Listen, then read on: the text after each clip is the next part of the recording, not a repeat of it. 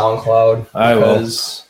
We're not sitting on the goddamn same side. We're not one of those couples. Damn it. Fucking A, dude. Save it for the podcast. Oh, we are live. Yeah. That picked up. Forward a bit. Shit, be careful. Be careful. Be careful. Yeah. We're going to be doing this, so every time I have to look away from the camera to look at you. Well, yeah. Otherwise, it could be a cross. You want to turn my headphones up? I think I'm number up teen. This sucks. Because I really think this there's about $1. You're also gonna have to adjust some of the. Okay, so there's gonna be something called the tape in. Mm-hmm. Lower that all the way to the left. Okay. This is also a training video to those who do not know. Hey, we have a viewer, is what I'd say if we had one. Because we don't. Again, we are Facebook Live right now. Right now I'm running off of LTE because my friend Mitch over here will not give me his Wi-Fi password. This is how you know relationships are failing. My Wi-Fi password is Perfect Spider 494. There, now the whole internet knows it. I do not believe that. And try it right now. I'm not going to do it. I really don't want to do it. Not right now. I'm on something right now. I'm going to try this track. I'm not sure if this is the one. All right, now slowly turn up that tape in. This is Heat and Adrenaline with your host, Alex Carolina. And special guest, no longer a host, Jarvis Stevens. There he is. Hiya! And then what you can do is you can take that tape in, lower it all the way down slowly, make it a smooth transition. I could have been a DJ. Dude. I just did your job. Yeah, actually you did. Yeah, I said it. Yeah, that's what a DJ's job is. You just, yeah, that sounds good. Well, that's like Mark Ruffalo in the last podcast we did. yeah, sounding good. What a douche. Just you complaining about it is so fucking funny to me. I loved it because I know the reason I still laugh about it to this day is because I know that you do it. I hate the fact that I can't look at you. I can, but it's not. Well, would you much rather me go to the other side? I'd rather you sit like right here. I can do that. Yeah. I mean, hold on. Because that way at least they're seeing half of my ugly, shaded face. Well, it's my face. Well, my face looks bad in a lot of lighting. I don't know if you've ever noticed that, but like if the shadow at all is coming down on me, it looks like my eyes are black. Yeah, so it's that's like in any picture that you take. It's my eyes are really dark. I don't like it. It sucks. I look like I have a caveman face, but it's what I have to work with, and hopefully I'll get a lot of plastic surgery and get my brow bone shaved down. Do you know what they do for that? They touch you inappropriately. No, well, yeah, that too. Nice. They cut a line, like they cut your forehead open. They pin back the skin over your eyebrow. And they just take a metal file, like something that you'd find at a metal factory, and just go until it's like down like a whole inch, and then they just stitch you back up and let it heal. I'm just kidding. Goddamn. I just made that up. Angle your mic so you're not, because usually your voice carries, but I know. Righty, tighty, left. There we go. Professionals, kids. Don't try this. Don't try this at home. Don't try it even we're not at home. Is it picking me up? Yeah, and if you want to, you can always go up or down. I can't remember which is which. Yeah, I know. I can't either, dude. This is too much. You're responsible on the soundboard now. In the voice of you. I'm not even plugged in. I'm just kidding. This isn't even... Well, remember last time we did this? It was going to be, hey, we got a comment. We got Sarah. Hey, I went to college with her. Hot. What? Hot. Yeah. The first time I remember when we first did this, like a couple of days ago, and we found out that it was going through the computer. Yeah, it wasn't that bad. But then I was like, we could just have the mics and headphones for show. Like, they wouldn't be, this would be real. Like, so every now and then someone would be like, hey, I noticed that the mixing board doesn't even move. It's like, so we would be going full circle here. We would be Mark Ruffalo turning knobs. Yeah, that sounds good. Yeah. Yeah. Yeah, can you bring my bass up a bit so when I talk I sound... Yeah, put some treble in it. Put some fucking treble in it. That's what I wanted. That's the word. I need the mids. The mids. I don't even know what that means. You'll learn. Yeah, I was... Anyways, about shaved brows. Like, look at how bad the shadow is. College with me and Travis went to... Oh, yeah. You went to high school with this girl. Who? Sarah Nicole Johnson. That sounds so familiar, and I'm sorry, I'm sorry, listener. Yep, well, it's been like, what, since 2000? Sarah Johnson does, I do remember that name. Yeah, we had an economics class, and I know that teacher's not listening right now. I fucking hated him. I hated my teacher. That's what teachers do. No, surprisingly, in college, there was a lot of teachers that I liked, a couple that I didn't like. This guy I actually hated. Even one of my math teachers from like the first time I went when I was 19, I had no problem with him. He didn't like me though, because I was really bad at math, and he told me that like he didn't know why I wasn't getting it. He really didn't understand. Like he's like, this is the lowest level of math we offer. I really don't get how you're not getting this.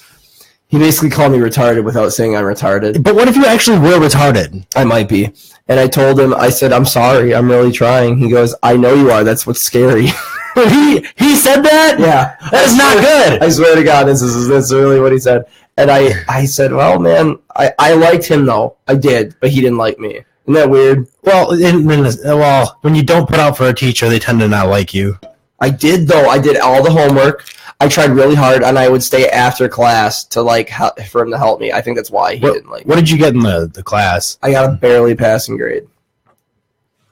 And I'm pretty sure he passed me just to get me away from him. Because your ass would have been like, yeah, I'm coming back for round 2. I would have had no problem with that. Dude, Moraine Park, it was so easy to pay for even with my McDonald's job at the time. Really? Plus, I was living at home. So here's a question for you. So, and obviously, you went to a 2-year tech school. When I actually graduated, yeah, I've gone to many other schools, though. How many years did you actually go to the tech to finish your degree? From start to finish, where I actually didn't take a break, is only 2. So, on a McDonald's wage, which I'm not going to ask you what it was, were you living with your parents at the time? All right, I need to clarify something. The first 2, I went to school for a year and a half, from 2009 to 2011. This is going to be really stupid because I've never told a lot of people this. So, if I start crying, I'm sorry. It's a secret coming out that Mitch is going to tell us all. Guess what? I'm not going to tell you now. Mitch just went against his word. I got sponsored by Mountain Dew. Dude, I was going to get... yeah. I was going to get... oh, shit. I was going to get sponsored by Mountain Dew because I had this... me and... well, I'm going to say his name. Shane, because we're not famous. Richard. We had this idea that if we we would make a Dew coat. Where it would just be a gigantic fur coat, but with cuts in the sides, so we could put different things in Mountain Dew. Nice. And have a system of straws running my to all the things. And somewhere in this world, there are drawings of a prototype that I had. What? Somewhere, not in this room, but somewhere in this apartment, I tried to do it. I started... I drew it up, and I never showed him. That sounds so unsanitary yet brilliant. Well, it would be in bottles, and we would have seals, but we'd have different straws, like a red straw for Code Red, straws, a yellow straw for mellow yellow for lightning, whatever, fucking live wire, and then you'd have like the ones for the promotional ones, like July. 4th of July. 4th of July. What was the 4th of July brand? Red, white, and Dew. Yeah! It was purple. Like, bright purple. For July 4th. July 4th. There was also Dew, the holiday mix, which was Code Red and regular mixed together, which was not bad. I drank it on Christmas. I know, honesty, I mean, to me, Mountain Dew's got that weird, rat-infested aftertaste. You're always going to have... I'm not gonna lie, it's actually really good. But awesome. But for the most part, they can't fuck up any sort of formula. I can't tell you that I've had a really bad Mountain Dew. Like you've liked all the flavors that were put out. I will not say I liked them all, but it's not like I went, oh God, like what was it? Crystal Pepsi. That sucked. Oh yeah, I'm right with you there on the Crystal Pepsi thing. Yeah. Did you ever have the cinnamon Pepsi? No. Fire Pepsi? No. That's what that was. Really? Well, when Fireball first got really popular, people started thinking, well, let's put cinnamon in everything. So there's cinnamon Pepsi, cinnamon Fire Pepsi. I sniffed it once at my old job.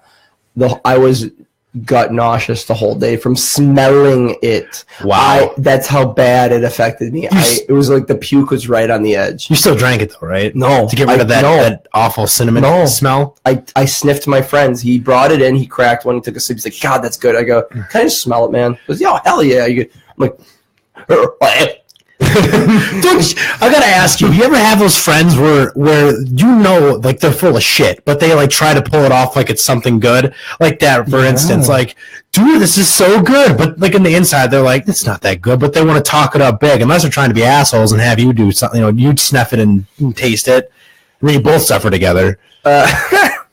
I know those guys. This guy was not one of those guys. He was very genuine about everything. He didn't have it in his body to bullshit people, although he could recognize it and laugh at it if it ever happened to him. He would never do it to anybody else. He had a great sense of humor. He did not screw with people. I know a lot of guys like that. They have the best sense of humor. You could fuck with them all day long and they'll just take it, but they would never do it back to you. I'm kind of like that, but I get in trouble sometimes when I fuck around people. So well, you're just honest. That's your downfall. Yeah. Thanks, people, for watching. I appreciate it. We got one viewer. It's Hannah Tynan. Sup, H? That's what you're calling on the streets. The street name. What? The streets. She told me that I should go to the Renaissance Fair because there's a lot of tits there. Well, yeah, they're in those. What do they call those things? Corsets. Yeah, and bodices. Whatever. I've never even heard of a bodice. Charlie told me that there was just a chick walking around last year with just chainmail and like no bra or anything on. Is that like something you get like from UPS? No, you could make your own. Like you know what chainmail is? Something you get in the mail. No, fuck yourself. The Lord of the Rings, when Lord of the Rings was on, it's the stuff they wear. You put on a shirt and you put on the chainmail so you can move around, and then you put the plates of armor over. Oh, that was like what Heath Ledger wore in Batman. Yeah, get out of the fucking camera so no one can see how embarrassed you are. No, what movie was that? I'm pretty sure you wore chainmail. No, it was Knight in Shining Armor. No, it was Knight's Tale. Yeah. I've never seen that movie. I think it's a good movie. I really like that. It's like one of the only Heath Ledger films besides Batman that I can stand. 10 Things I Hate About You. I've never actually seen it, but like it just makes me want to puke just looking at him. He's so pretty. Stay in camera. I don't know. I think that Heath Ledger, I think that he would rank probably in the top 30 of gorgeous men. I would not put him in the top 5 or top 10 or top 20 or top 15, top 25. Definitely top 30 though. Who's the most gorgeous guy you know? Ryan Reynolds. You answered that really quick. Because, well, last night my girlfriend and I, or my lady friend, because we're mature. She's my lady friend. We're not in high school anymore. My lady friend. Yeah. Anyway, we watched Deadpool, or she watched Deadpool for the first time, and when he takes his shirt off, chisel, just yeah, angels. Jesus God. When they sculpted Michelangelo's David, I am sculpted the proportions of Michelangelo's David. My nose was chiseled by the gods. That's from Sunny in Philly. If you get the reference. I'll agree. He's a handsome man. I don't want to take the stereotypical guy route of saying, well, Ryan Gosling, hands down, because every guy says Ryan Gosling's hot. I don't believe that. I have not. Did you know that these wires aren't going into anything? That's not because we don't need to use it. Okay. Gosling, every guy says Ryan Gosling because I think he's the most mainstream. Sexy man. Yes, because he can do a lot of different things. There's a movie that came out a couple years ago called The Nice Guys, and he plays a goofy, shitty detective. He's not. He keeps his clothes on the whole time. He, in fact, gained weight for that movie. He's not cut or super sexy or anything. He's just a normal dude, and he's super funny, and he's goofy, but he can act also. I like him as an actor, but I'm not going to say he's the sexiest man that I think. Do you know who I really like? Probably guy-wise. Knows. No. A lot of people. Every girl will be like, I know who that is. Channing Tatum. No. What's this? Charlie? Gilbert Godfrey. Yeah. What's with? Oh, I can't even do it. I'm not even going to try. That was bad. What's with? Yes, you're doing it. What? You know he doesn't do anything anymore because he said something. He made a joke about hurricane victims, and they fired him from like everything. It was more than that. Or no, it was like earthquake victims or something. No, it was something else too. He didn't do anything bad. He made a fucking joke. He didn't touch anybody. He didn't fuck anybody. He didn't rape anybody. He made a joke. He did his living, and they still fired him. And I'm doing Seinfeld mixed with Godfrey now. What's the deal with all the hurricane victims? I'm trying to walk to work, and I fall into a crevice, shaking hands with the devil. Okay, sexy. Sexiest guy. Yeah. Have you ever seen Magic Mike? Yeah. Okay. There's a guy on there. Channing Tatum. His stage name. Oh, we've already been through this, I feel. Yeah, I don't give a shit. It's Big Dick Richie. All right. Okay. And his real name is Joe Manganiello. I know it's a mouthful. Get it? Yeah. He's in phenomenal shape, but he's also like 40, I want to say 43. He's got like gray in his fucking head and his beard. Like, he's starting to mature. And he's in phenomenal shape. He is Deathstroke in the upcoming, or he's going to be Deathstroke in the next Justice League, but I guess he shows up at the end. Spoiler alert, I haven't seen it, but I've seen it. But I've heard about it. And he looks ugly as shit in the movie, meaning he's not willing to just be a pretty boy on screen. So I like that. And also, he's something I would like to look like when I get that old. Does that make sense? Mm-hmm. Like, you know, I know a lot of girls or women, some women are just like, I don't fucking like supermodels. They're unrealistic things of beauty. But I know a few girls who will look at supermodels and be like, God, she's gorgeous, on the basis of the fact that that's their inspiration to work hard to get in shape. And how is that a bad thing? You know, like there's nothing wrong with looking up to somebody to want to better yourself. It's always good to have someone to look up to, but then like trying to become that is a whole different thing. You know what I'm saying? Yeah. I think if you can tell yourself in your head that you're not, like, don't forgo your real life to become this person. Right. Yeah. Like, if you trained martial arts for like 12 hours a day, because I want to be Yoda.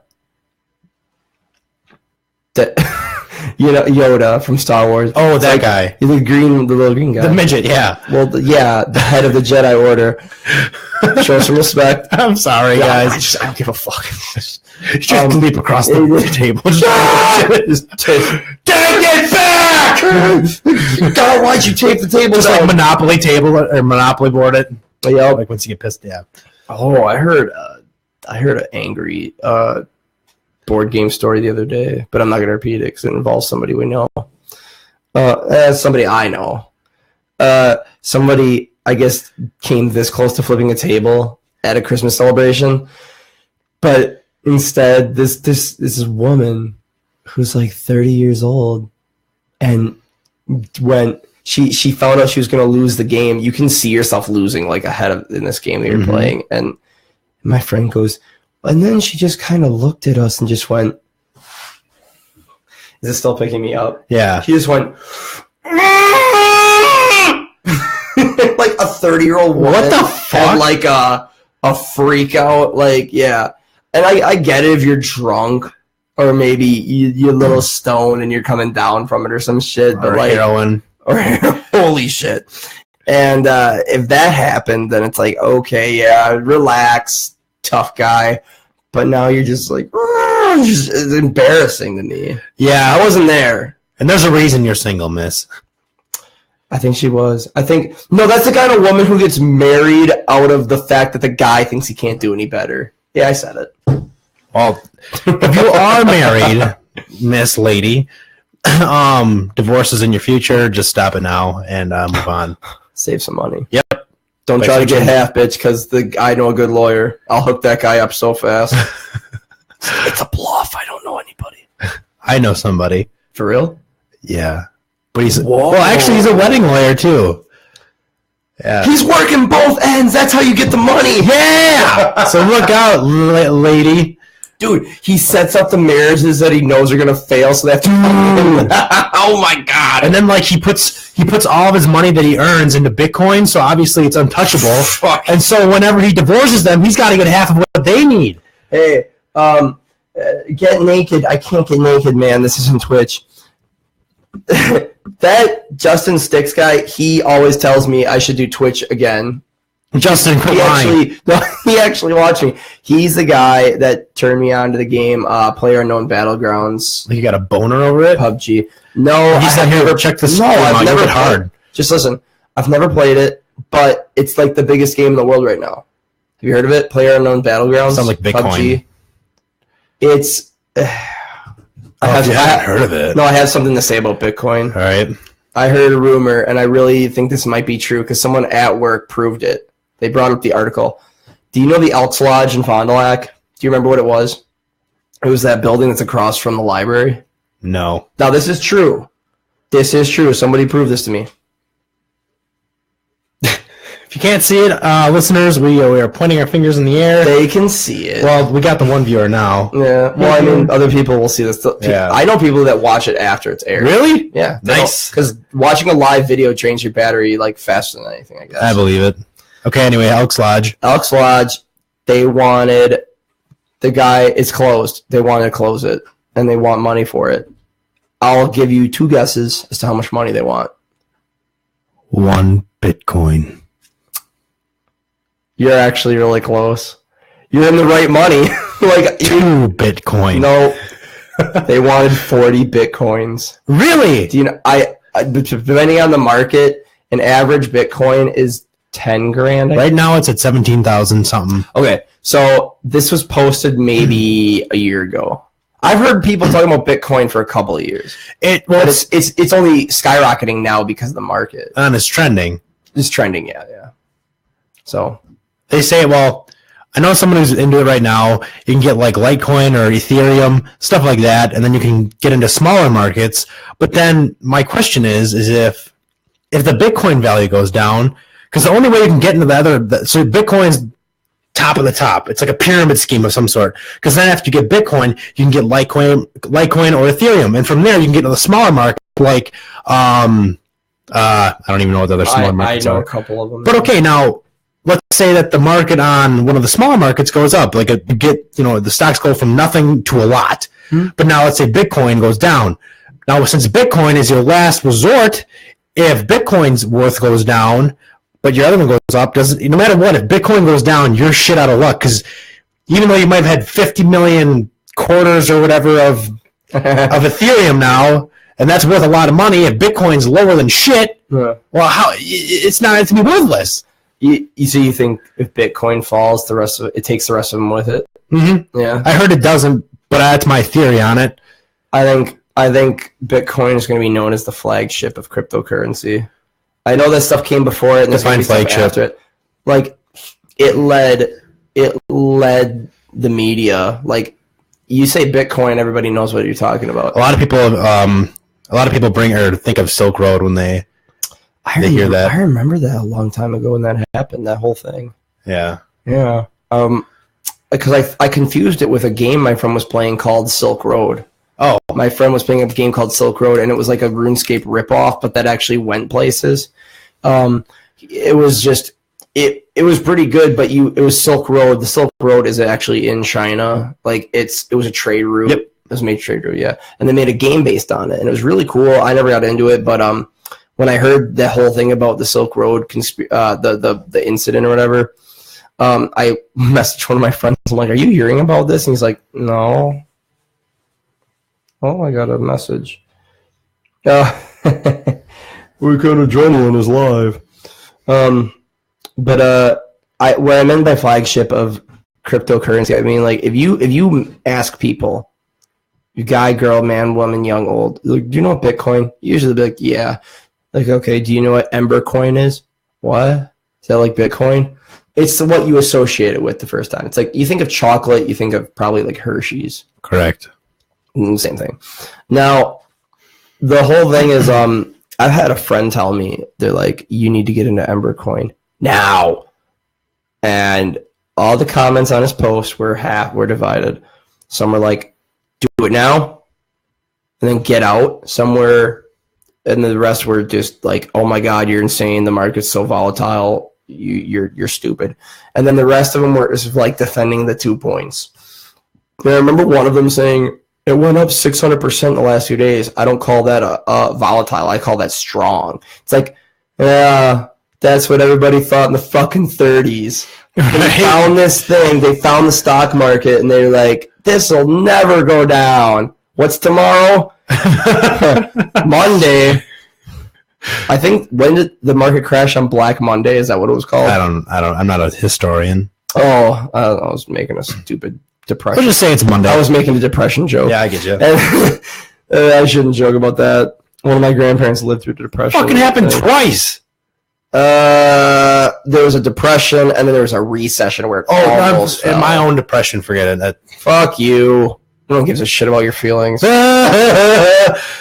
You got depressed because you lost my mouse thing earlier. No. Let's go back to sexy guys. Joe Manganiello. I feel like I didn't close that topic off. No. We always get... This is exactly what the college humor thing said, if you remember that. We just veered into 7 subcategories, and now we're back. That video was so funny. Because it's true. Yeah, I know. That's why it made me laugh. I love that video. I still watch it sometimes. We're even doing it now! The funniest thing to me is, well, that's what all podcasts are. It's like you taper off to another subject. Joe Rogan doesn't. He doesn't do that, does he? They don't close topics. No. They don't ever close topics. Very seldom will he go, well, yeah, man, I mean, he does like a closing statement, and then he'll go, yeah, and then the guest will just go, and he'll go, what did you think of, and then he'll go something related or something completely non-related. He'll be like, yeah, man, and then the guy knocked his ass out. How are your kids doing? Yeah.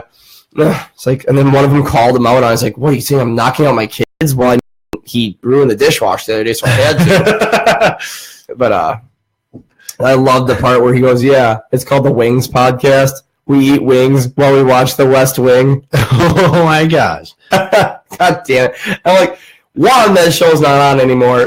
2, how the fuck does a little kid, like a little millennial kid, know that, what's that, 4 Bitcoins? He's earned 4 Bitcoins playing Twitch. I don't care. Yeah, that's a most bragging cam going. Yeah, no, right. I think Justin should Twitch. That's what I say, and I'd watch that actually because he watched me. So you're doing it out of spite, not because you enjoy it. No, I would. I'm saying if he would Twitch, I would watch him because he watched me when I was trying to do it. And it's not like I was trying to do it to be famous. I did it because people were like, I did it once, and then some people were like, you should do that again. I'm like, he's got 4 fucking Bitcoins. He's bigger than you've ever been or ever will be.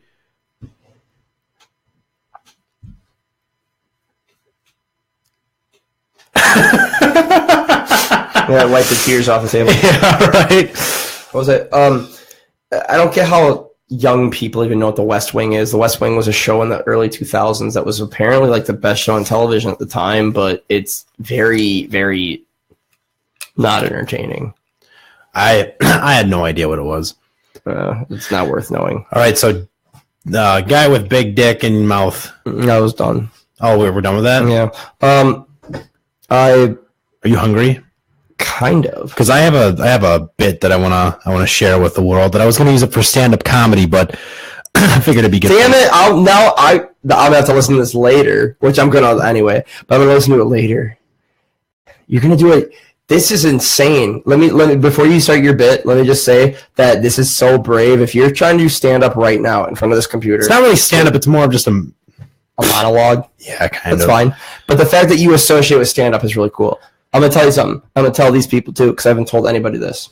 And don't worry, today's the day where I finally talk about college.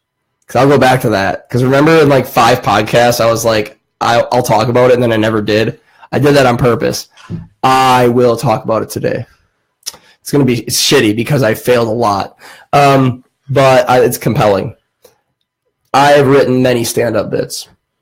I have a lot. And my goal is eventually I want to do like a 5 or 10 minute open mic somewhere someday. Oshkosh is a good place for it. I've seen multiple places in Oshkosh for it. A couple in Appleton. Backlog Comedy Club. I would Backlog Comedy Club. Backlog? Backlot. Okay. Like you're gonna get beat up. Yeah. That's the gag there. Once you're done with it, they beat the shit out of you. Yeah. They're like, if you didn't make every single person in that room laugh, guess what? You're gonna lose some teeth. Yeah, right. My goal would be to do a stand-up at least 5 minutes sometime this year, probably near the end of the year, because then I'll have like a decent set. And that way you can back out of it. I'm calling it a fucking make set. A big hype. I'm calling it a set, and I don't even have anything. If you want me to write for you, I can. No, because then I'll have to share profit with you. Fuck no! When I'm famous doing TV shows with Jerry Seinfeld in his 80s. Let me be a writer, and at least I'd make money that way. I don't give a shit. Dude, the writer gets paid way less. But he gets paid. He gets paid. I was gonna pay you $10 an hour just for being here. Yeah, because I told Hannah, I'm like, I gotta pay him something for being here. She's like, what are you gonna pay him? Like probably $10 an hour. She goes, what? I'm like, okay, if you think about it, we do 3 hours a day. Not 3 hours. We do 3 hours per podcast. He gets $30. We do 100 podcasts. It's $3,000. You're not giving him $3,000. And I'm like, I'm not gonna give it to him for like right off the bat. So this is what I have so far. Holy shit! If you can't see it, viewers, it's a lot. Whoa. Anyways, I want to do that, but like the fact that you're doing it right here in front of 0 viewers, that's because this is going to be permanent, and you're also not doing it in front of a crowd, which means you're not going to get crickets, you're not going to get anything, but that's also bad because you won't be able to feed off of the laughing energy. I just want to do it because I know I'm not going to be able to take time to do stand-up at this point, so I'd much rather get it out there now. This was actually originally written for my friend Nick for when he did stand-up, but decided today is going to be the day to break. If he wants to use it, go ahead. I think he's got a better presentation than I do when it comes to stand-up. So, and that's the beauty of writing for people is that you may not be able to convey the comedy, but someone like you or Dane Cook or Louis C.K. raping chicks, they can do a great job of conveying the jokes that you want to get out. Holy shit! No, I 100% get what you're saying. I didn't think of it that way before because I think if you have a bit and you really want to get it out there, you should bust your ass to get your presentation better and then do it, and then it would be so much more rewarding. What if you give it to me or this other guy, we go up on stage, we do it, it kills, and then you're like, I could have done that. Ed Sheeran does it all the time. Ed Sheeran writes for a lot of artists. And he's not credited that well with it at all, but he makes his own name for his shit, you know? I mean, obviously, so technically he's doing stand-up in a sense. He is. Off to the side. He's like a trillionaire, though. No, he's not that rich. He's a millionaire, though. I know that. No, his tickets are like sold out everywhere he goes. That's because he's he's very good. Ugly, but... Yeah, that proves that you don't have to fucking be gorgeous. And I hear girls saying he's a fucking stud everywhere I go. He is very, very, to me, he's not attractive. He's attractive in that Ron Weasley, if he became a sort of a bad boy. He's got tats, yeah, and he looks like he's a fucking ginge. But man, he can sing like an angel, and he can play guitar semi-well. Yeah. He's not the best, but he doesn't need it. He doesn't need to be. He's got a voice. He's got a good fucking voice. I found a girl! Yeah. There, just saying like it. Coming up in the next segments, This is Weekend Adrenaline. So, yeah, what I wanted to bring up to you is, do you have any, not New Year's resolutions, but New Year's predictions? And also, yeah, that's what's going on. This has been Weekend Adrenaline. Wait, are we stopping? No, we're not. It was just... I was gonna say, I'm just gonna go make some toaster strudel or something. Yeah, if you want to do that, I'm gonna apologize to the viewers and the listeners out there. So if you want to do that, you can. Cool. I'll be back. And I might even bring it in here and eat it on air. Oh my! We do it all the time. All right, we do it all the goddamn time. Good luck. I'm really pulling for you, kid. What do you mean? I hope your stand-up's good. Oh, I'm not gonna do it without you now. If you're only gonna make toaster strudel, maybe I'll play some Cuphead. Don't. I'll be right back. All right. So, wanted to first go on air and say to the viewers out there and the listeners that I would say I'm responsible for the lack of podcasts and Facebook Live videos that have happened. Just been busy a lot with the holidays and some other events that had transpired. And Mitch is now taking over as the permanent host of Weekend Adrenaline. I know that some of you who follow Mitch on Facebook saw his video that he had posted, and so he's going to have guests on more frequently. We'll be able to get the podcasting going again. I'll be on here and there if he invites me, but mostly it's going to be his gig from now on because I've got a bunch of stuff going on. This is me retiring as the permanent host of Weekend Adrenaline. So I guess I could wait till Mitch comes back, but if any of you out there, I know we don't have any viewers, but if you want to comment in the comment section or anything like that, message us. If you have any New Year's predictions, so anything between the year 2018, the beginning, and the end of the end of 2018, something that'll happen, like for example, Donald Trump will slip on ice, get a concussion, and then Pence will step in as the president and the world will end.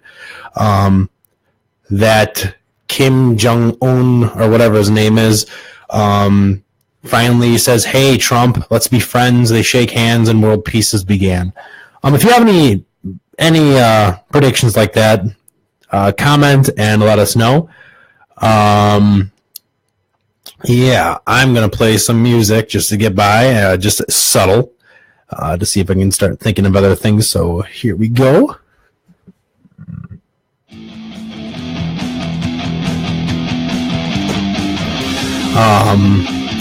Let's see here. Got notes. I believe I did. But I will be starting classes here soon at the Tech here. If you know where I'm from. It's a very good program. We have multiple programs there. The teachers, I know Mitch had said some bad stuff about the teacher that he was with. But for the most part, they're very understanding and work very well with the students.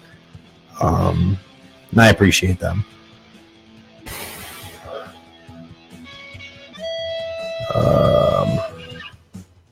I hope everyone out there had a great Christmas, a great Thanksgiving. If you have any stories on that at all, just let us know. This song is not something I created. This is actually P&B Rock X A Boogie with the Hoodie X Factor. A lot of this stuff is from SoundCloud.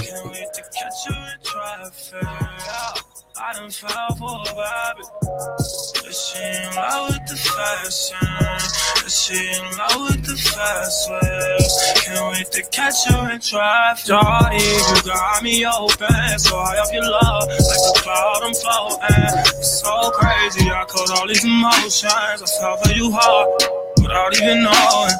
I can't think straight, I can't sleep without you laying head next to me. Put my heart on my sleeve, but that's only for you, girl. I don't know what you do, girl, but you got a nigga going. Yeah, yeah. They say the double edged fire. So one of the things I want to bring up, I don't know if any of you guys are NFL fans out there, but obviously we're from Wisconsin. We saw that obviously the Packers had a horrible season this year. It really made us realize just how much we do rely on Aaron Rodgers.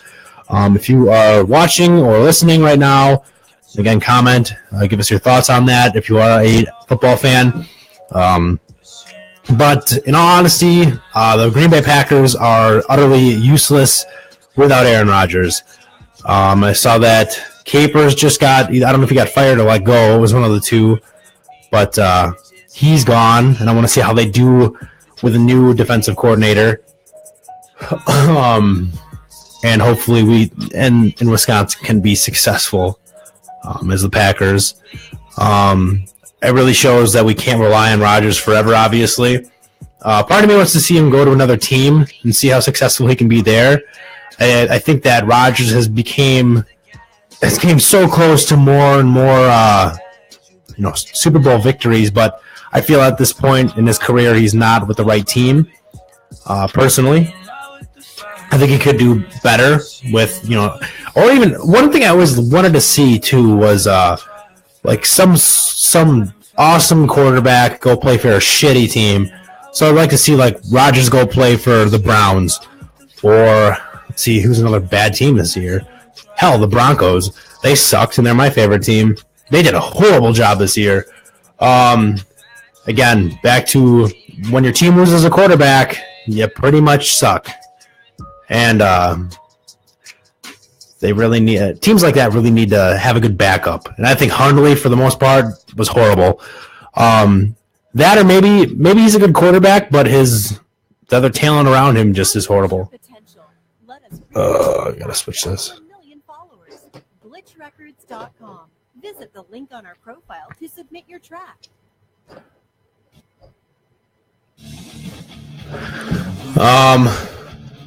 Anything else happen really? Again, if any of you guys have New Year's resolutions, New Year, New You, I know it's a pain in the ass and a stupid thing that everyone says every year, but if you have any New Year's resolutions or anything like that, let us know. My New Year's goals, one of them is to travel more. I want to go to the Witch's Gulch here in the Wisconsin Dells. That sounds like a lot of fun. Obviously, like everyone else, lose weight. It's a big one. Everyone wants to lose weight. It's the biggest thing. So when I go to the gym, I'm not excited to see the rush of everyone there. All the people who are like, yeah, it's like been 1 week. Yeah, I'm lifting weights. Yeah, I'm so big. And then all of a sudden they stop going, and then they wonder why they're just huge and no one likes them anymore.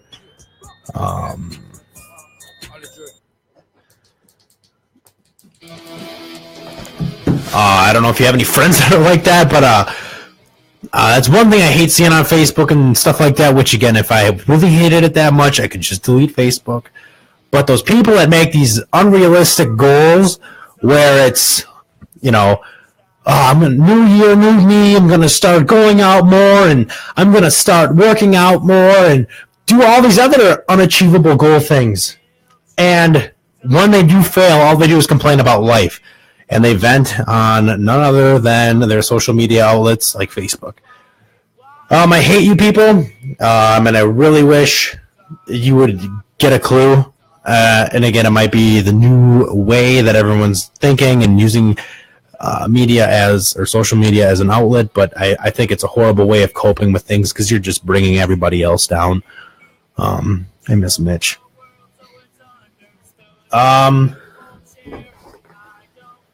Let's see here. It's very boring without Mitch. This podcast sucks without Mitch. And again, this is all going to Mitch. He will be running the podcast from now on.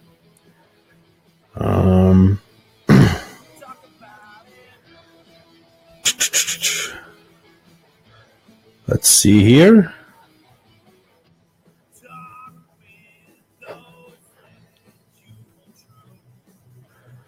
It's my mom's birthday. Shout out to my mom.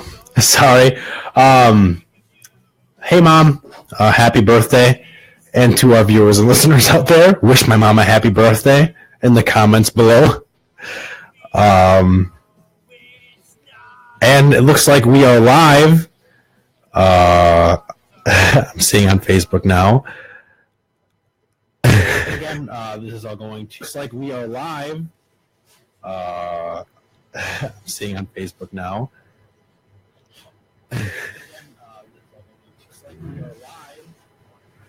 You can hear the echo. It's so funny.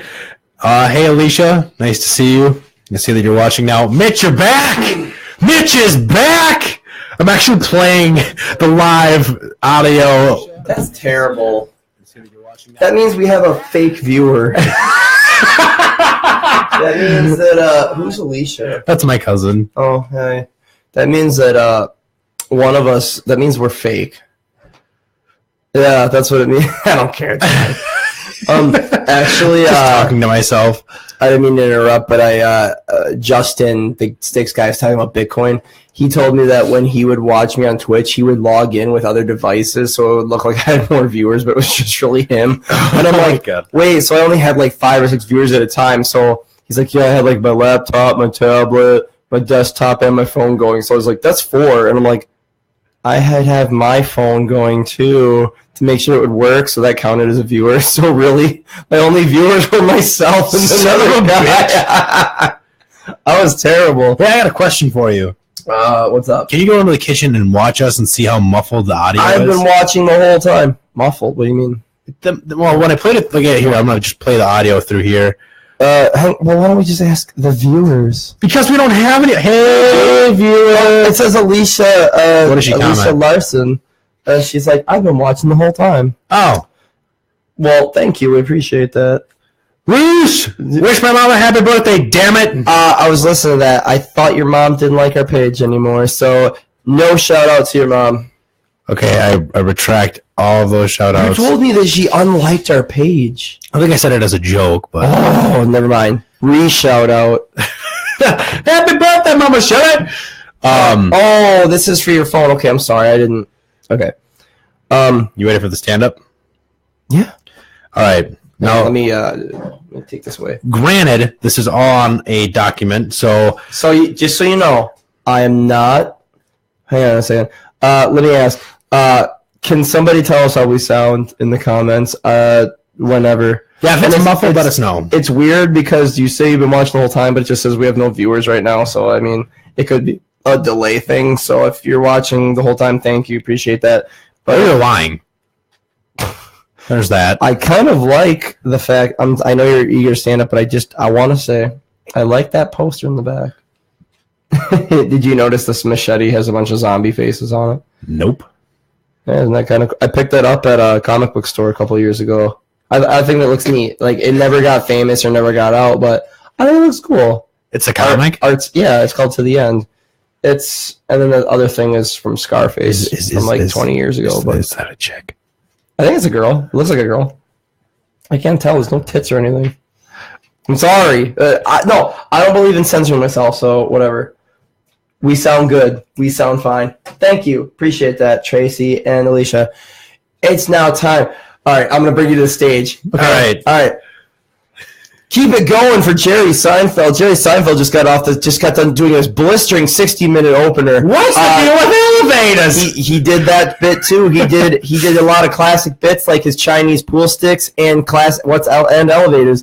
And now the main stage act. He's doing stand up for the first time following Jerry Seinfeld. Please welcome to the stage the new guy.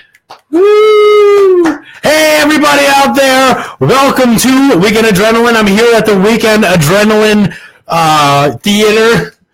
Oh, you're out of the room. All right, so now you have to kind of bear with me on these. You're going to have to help me out. If I have to leave to make sure the toaster strudel aren't burning, I'm sorry. Oh, you haven't eaten it yet? They're in the thing. I smell them burning. Okay, well, shit, then I'll put it on.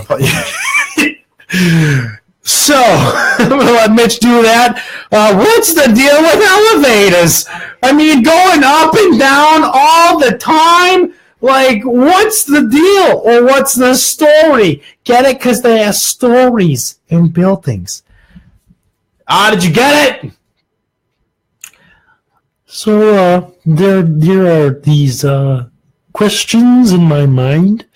What was the one thing? Something about squirrels. That was one of my other bits. Damn it! Now I'm veering off. God damn it! Oh, beer. I'll just figure something else out. Have you ever? Isn't it amazing how? Damn, that looks burnt as shit. Except one side is. Dude, you're about to toast the strudel that shit up. I just want to eat the frosting. Yum. No. New Year's goal to not eat shit. So thanks everyone. Back here at Weekend Adrenaline Theater with the host Mitch Shear. So do you guys have idiot friends? I have idiot friends. Dumb as hell. I'm friends with them because of their looks. You want to do stand up? Oh, this is it. I'm sorry. Yeah, you ass. Don't get me wrong. I'm not gay, but I get the rejects that they attract. And in all honesty, they're freaking decent looking. I mean, they're not 10s, but a high 6, low 7s. I see some 10s in the crowd, and if you want to maybe talk later, you can meet me in the back alley where we can, meet my idiot friends. Maybe if I'm lucky, they will turn you to me. Anyway, so we have some crazy discussions. I mean, one of which was, what would the greatest profession be? Can you tell me what the greatest profession would be? That's all relative. No. Tell me. The greatest profession. Are you doing crowd work right now? Yeah, come on. Playboy Mansion owner. Hold on. Wait for audience to guess. Leaves opportunity to interact with the crowd or maybe get a funny response. No. The profession that my friends always say is porn star. Now let's take a step back and look at the big picture. So any job that you have done when you totally skip over all... Damn it. So any job that you've done, when did you ever skip over all the bullshit work and go straight to getting the job you've always wanted? That's right. Never. So these male porn stars obviously just don't walk into a set and just start railing on Miley Cyrus lookalike. They also have to start from somewhere. That means doing the craziest shit with the craziest people who have the craziest issues. So just to get on the set, you obviously have to be depressed, have a coke problem, and respond to a Craigslist ad to have sex for money. But because there's a camera, it's not prostitution, so you're fine.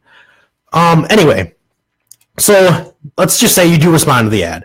You meet these people in a vacant warehouse far, far away from civilization, and when you walk there, your butthole slowly puckers as you walk into the warehouse because of the prison rape vibe that's with the flickering lights that they give off.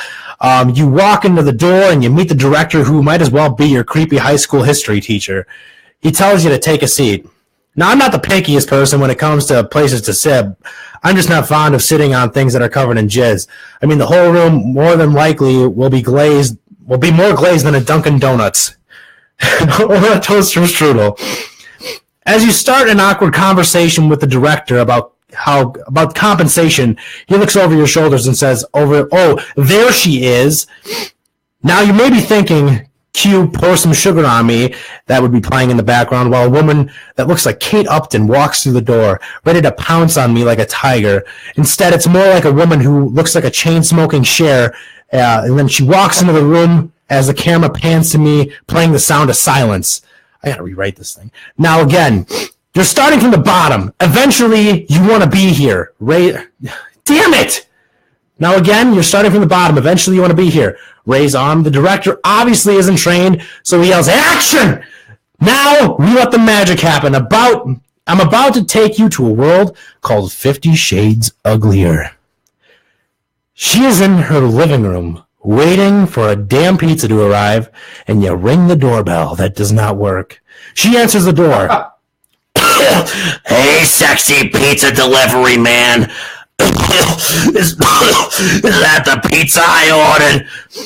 You, in a monotone voice, say, "Yes, this is the pizza you ordered. That will be 10:53. This is always the part where things get weird. "Oh, well, I'm sorry, but I don't have any monies on me.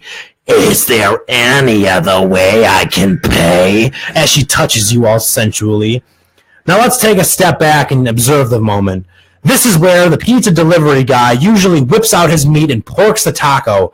In reality, a guy who is working as a pizza delivery guy cannot risk his job, and not to mention the HR department at the pizza place would be pretty pissed off, so good luck trying to get hired anywhere else after doing something like that. So the same chick, right? The next cue is to kiss her. Let's round the bases with this. Home run, you just hit. When you go to kiss her, you see she has 3 teeth missing. 2 of her front teeth are black and have bleeding gums. Thankfully, she was thoughtful and popped an icebreaker in before the action. Still doesn't help. You grab her hair, trying to be sexy, and some of it falls out. 3 of her extensions fall out on top of that, too. So far, so good. Now you're looking at second base. She grabs her beef thermometer to see how hot your meat is. So far, it's raw and it's very, very undercooked. She goes to town on your member like she is desperate to tone her arms, and your love stick is her shake weight. Really trying to milk this cow. She is obviously no pro, so it's very, very painful. You lay her greasy and sweaty body on the couch, and you insert your tip into her hot pocket. What is the worst is the hot pocket has that stringy cheese gooey look that everyone just craves. Next is third base. Let's just do it this way. It's time to 69. As she's giving you a hog gum disease, you have to stomach the grossest fish hot pocket in the world. You get the pleasure of doing that for about an hour. Lucky you. Now, for the home run, you start with missionary. As you stick your stick into her wood-craving beaver, you make eye contact. Ooh. But it's not really eye contact. She has the worst lazy eye. Oh shit, it's a glass eye, and she has no control over it because of all the oxy she snorted before the shoot. You flip her to the front side, and it's time to do it doggy style. At this point, you start to pound your hammer, and it starts to make a draft, a smelly draft. You look over at the underwear she threw off, and there's a heavy brown trail on them. Oh, at this point, life is great. Just as you are about to finish, you feel someone grab your shoulder and whisper in your ear, "Be calm. It will all be over soon." And that's no woman. It's a man. That's right. You get to be the bitch in this film. Let's just end this bad story. So you both finish on her chest. It was the largest meal she's had in a very long time. You get a gracious cut of $300 for acting in the film. Good thing that'll be able to cover the hospital and shrink fee. And that is why a porn star would not be the greatest profession. It looks great, but to get to the top, you have to swim in the shit for quite a while. I feel like I have to take a shower from that joke. That was dirty. Jesus God. Like I said, I need to rewrite it, but for the most part, God. So I learned. We lost all our viewers and listeners. Yeah, I learned some things while I was listening to that. I feel like I would be better down here, but then we can't read the comments unless, and I will feel fine if I do this. One of us has to have like the comments open on their phone because I can't read. Hold on. Well, I hope this doesn't fuck everything up. But I'm not. No, don't. Just don't. It shouldn't hurt it. No, just don't. It shouldn't hurt. I'm so nervous. I'm so fucking nervous right now.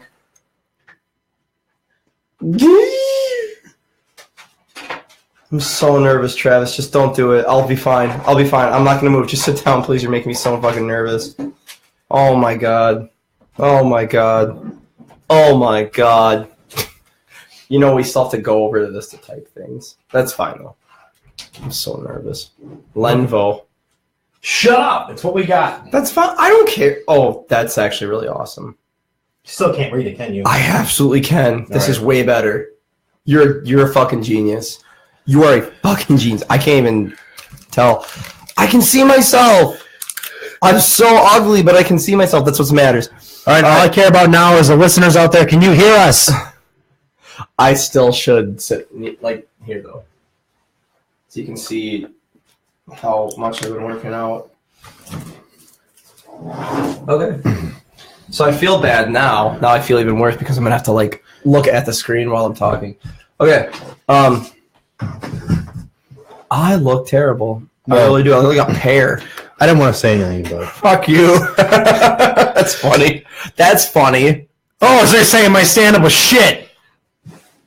Listen, can I tell you something though? Go ahead. It's hard to laugh at something like that because I've been watching stand-up comedy since I was like 2 years old.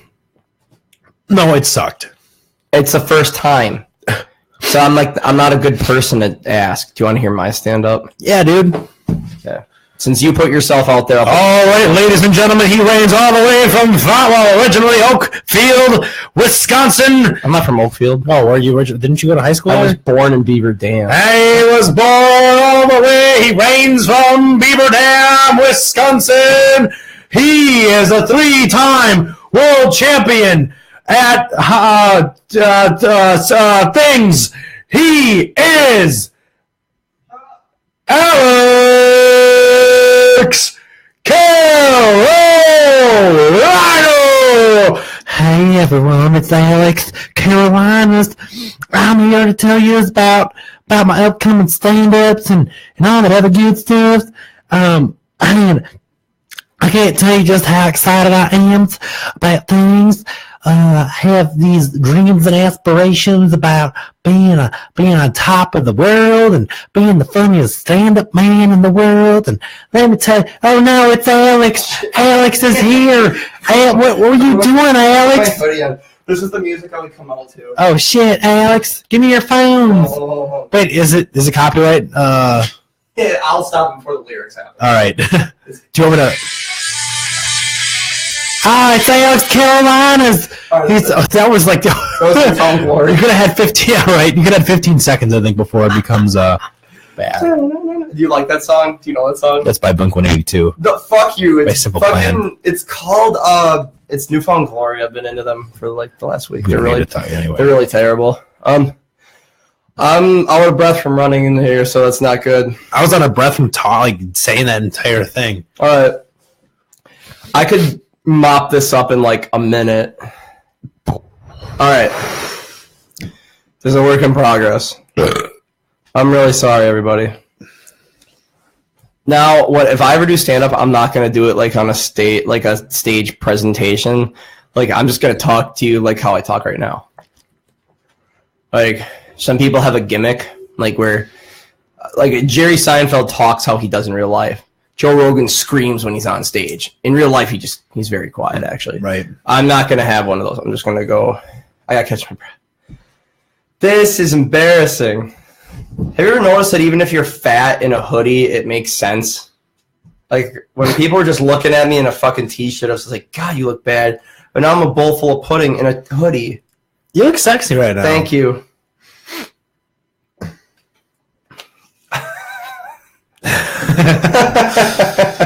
Dead air. Yup. I'm trying to put this water out of camera, but there's no spot for it. The entire table's on the camera. Did you know that this water has an expiration date? Those fucking liberals in Congress put an expiration. I'm just kidding. Here we go. Have you ever noticed how clean your apartment gets when you have someone coming over? Like, I'm not talking about like you or me. Like people, not people you care about. You should clean your apartment for people you care about. But like, if you're bringing home, let's say, let's call her some dumb skank. You're bringing her home from the bar, and you want to take them home. You need to clean up. Like, God forbid you live on the ground floor, because they can just walk in and they're there. When I lived upstairs, you got like about 5 seconds. If they walk slow, if they're drunk, you got 5 seconds to run ahead of them and clean your apartment. That's the little time you got. Not to mention when they're lost. You got to clean up before they get there. You have to shove them out of the way as you walk in. You have to start apologizing and ninja clean everything that's laying around. You start assessing. And then you have that 1 second where you come in and you glance around the room and you have to assess each area like a battleground, like a general. You have to go. You go, okay, I can pick that up as I'm walking by. I can throw this in the trash. You throw like a family heirloom in the trash because it's got like a fucking busted, like a jizz rag on or something. You're like, oh shit, my music box has a snot rag on it. We'll just throw the music box in the garbage. You'll fish it out later. And then you throw that in the trash. And then what are the garbage bags full? You don't have a fucking time to tie that off. She's gonna smell it. You throw it out the window. You live on. It's dark out anyway. It's gonna land on the lawn. And if you're lucky enough, if you arc it, it'll. You fake laughing. If you arc the garbage bag, it'll either land in the street. So it won't. Like, if it just lands in front of your window, you'll be like, well, this fuck dropped it from, 2 floors up. Yeah. Or it'll be the downstairs neighbor's fault. If you throw it and it, like, cascades into the lawn, it'll be like, well, some idiot from somewhere threw this.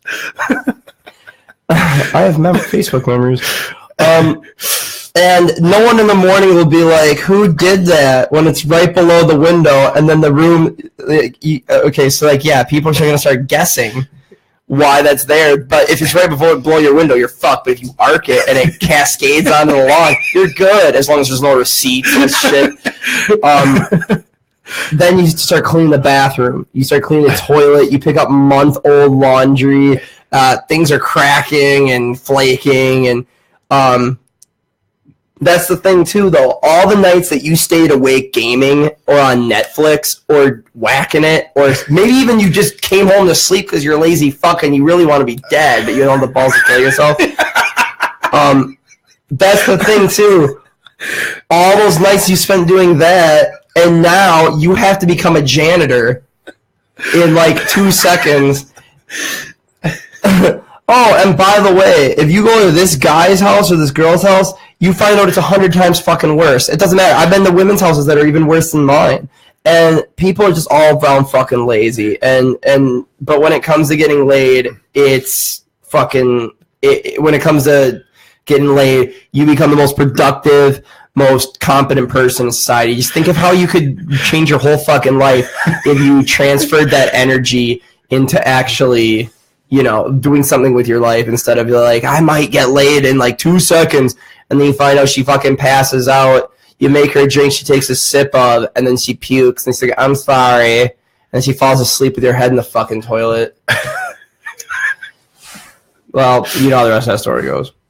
Speaking of lazy, my internet went out the other day, and holy shit, like, has that ever happened to you where it does happen eventually to everybody who owns their own internet? Every day it goes by, you feel like you're a firefighter. Like, I've heard from multiple firefighters say, like, the bell? Is that the bell? Like, they dream of hearing that bell go off, and they jolt out of bed, and it's not going off. Because and it's just, you never know. It's just, just compared, not, think about for a second, not being able to look at porn at the click of a button. What the hell? No. Just compare, and you let's say it does go out, and then you actually manage to fix it. You think you're a fucking hero. Like, let's say you have multiple family members, you think you're a hero. You think that you did something, and all you did really was you pulled the fucking plug out of a router. Maybe you didn't even do that. Maybe you just pushed the little reset button, and now you're comparing yourself to people who save lives, like ambulance people or doctors or lawyers who get someone wrongly murdered off. And let's say, God forbid, you fuck around with that router and it doesn't work. Now you gotta call somebody. Call somebody. Have you ever actually called somebody ever? Have you called people? Do you know what calling is anymore? The fucking little line on my phone right there, that's a speaker. You call people on this, not just for music, asshole. You actually have to call somebody. Jesus Christ. It's like you're living in Jesus' time. This is a fucking Stone Age. Why can't I just text somebody that the internet's gone? You might as well sit out sit at the fucking window with a candle and watch the stars, because that's all your entertainment is now. So let's say you actually get a hold of the company and you find out it is down. So your stuff's good. You gotta wait. You're like, well, I'm in my upper 20s. I've been alive before the internet. Like, what did I do? What did I do before it? You know what? You can't even fucking think of what you did before the internet. You feel like you're living in an ancient. You feel like you're suffering right now. You are living in the dark ages. You might as well start writing with a quill and fucking inkwell on a piece of scratchy parchment that's made of like 4 different parts of paper, 4 different colors of paper.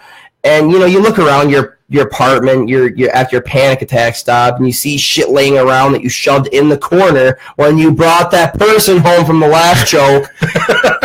And you think, I have like books. I have books laying around. There's books right there. Yeah. There's books in this fucking. There's Harry Potter that I've never even actually read the last Harry Potter book. I just wanted to, for the record, I didn't read the last Harry Potter book. The movie came out before I finished it, so I just watched the movie. And you think to yourself, you actually think this, I'm going to get fucking educated. You know, you see, I bought Anna Karenina, which is supposed to be the greatest book ever written by a lot of people. People think that Anna Karenina is the greatest book ever written. And it's considered the best ever. Shut the fuck up. You never going to read that shit. You bought it. You bought it thinking you'd actually read that. You that's how bad the hubris is. You think you actually were gonna read that shit.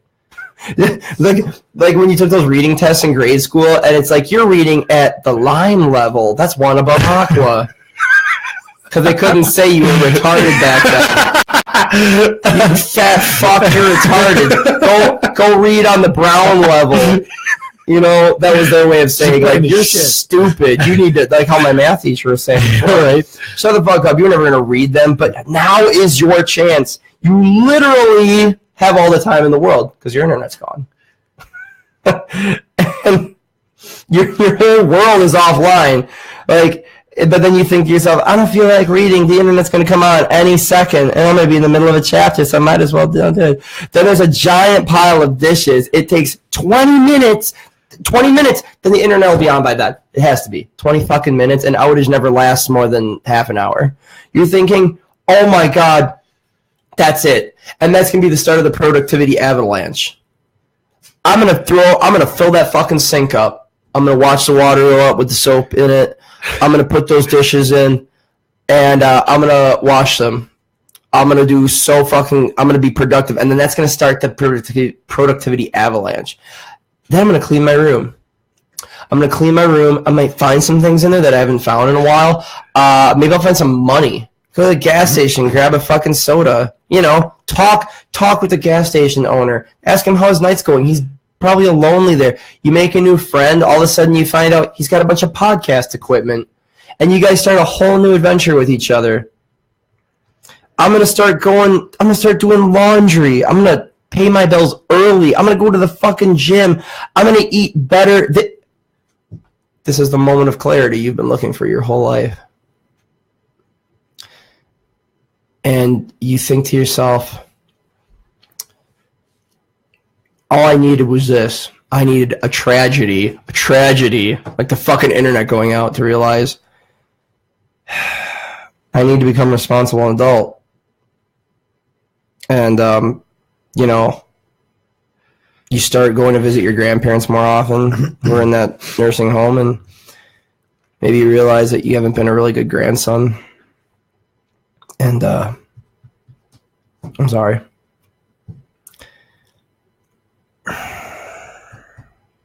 And you fill that sink up with water. It's getting too real. I'm sorry. And then you realize that you fill the sink up with water, and you start putting the dishes in, and you realize that it just doesn't feel the same. You don't feel productive, but you can't fucking... And then you realize that you have Netflix going while you do the dishes, and you can't do them because there's no Netflix! You don't have your phone popped up, you can't get on the internet, you don't have anything offline. Are you fucking kidding me? You can't do the dishes. You fuck it. You fucking drain the sink, and you go lay down. You take a fucking nap because you can't handle being offline. You just rather be dead. You'd rather be fake dead than do the fucking dishes because you don't have internet. Thank you. Good night. Woo! All right, that's enough. So it's a new year. Were you actually really choking up? No, that's part of it. Nice. No, because that's the build up. Yeah, I get that. Yeah. You just have me. Yeah. No, I know that's the build up. That's part of it. I wasn't choking up. That's you bring them back. You get them laughing. You laugh them steady, and then you bring them down. Get a relatable. Bring them down and kind of look around, look at people in the eye while they're in the crowd, and just like, this is some serious shit. Don't laugh. And all of a sudden, you're like, wait, I can't do the dishes because I was Netflix propped up on my phone nearby, and I can't watch that. How the fuck do I do dishes without watching Black Mirror? Or how do you say whatever show was popular at the time? I need House of Cards going while I'm doing the dishes. I want to watch Frank Underwood nail his wife. I don't know how I'm washing my china. I don't even know how to do dishes. Yeah. How do I do dish? Yeah, you don't know how to do the dishes because you never realize you never paying attention because you're watching fucking Charlie and the Chocolate Factory. Or just the new job. Guns N' Roses. Black. I don't know. I was gonna. Okay, so yeah, stand up. It's a new year. What did you do for New Year's? Actually, my lady friend and I celebrated what is called New Year's. Oh yeah, that's right. You told me this. Well, you didn't tell me. No, I know. You celebrate New Year's at noon. So as soon as it hits noon on December 31st. 31st, yeah. You say Happy New Year, good night. And then you go home and cry about it because of all the New Year's resolutions you didn't fulfill. I will say I drank heavily. At noon? Yes. Day drinking hardcore. Jesus. Her and I got back home at, I think, 6 and just passed out. At 6. That's awesome. Yep. Did you consummate it? You don't have to tell me. I'm just kidding. I was being a dick. What? Oh, you did. Nice. Okay. What? That's the answer I took because you're not giving one. It means did you bang? Oh no. Okay. God damn. Using big words on me. Me neither.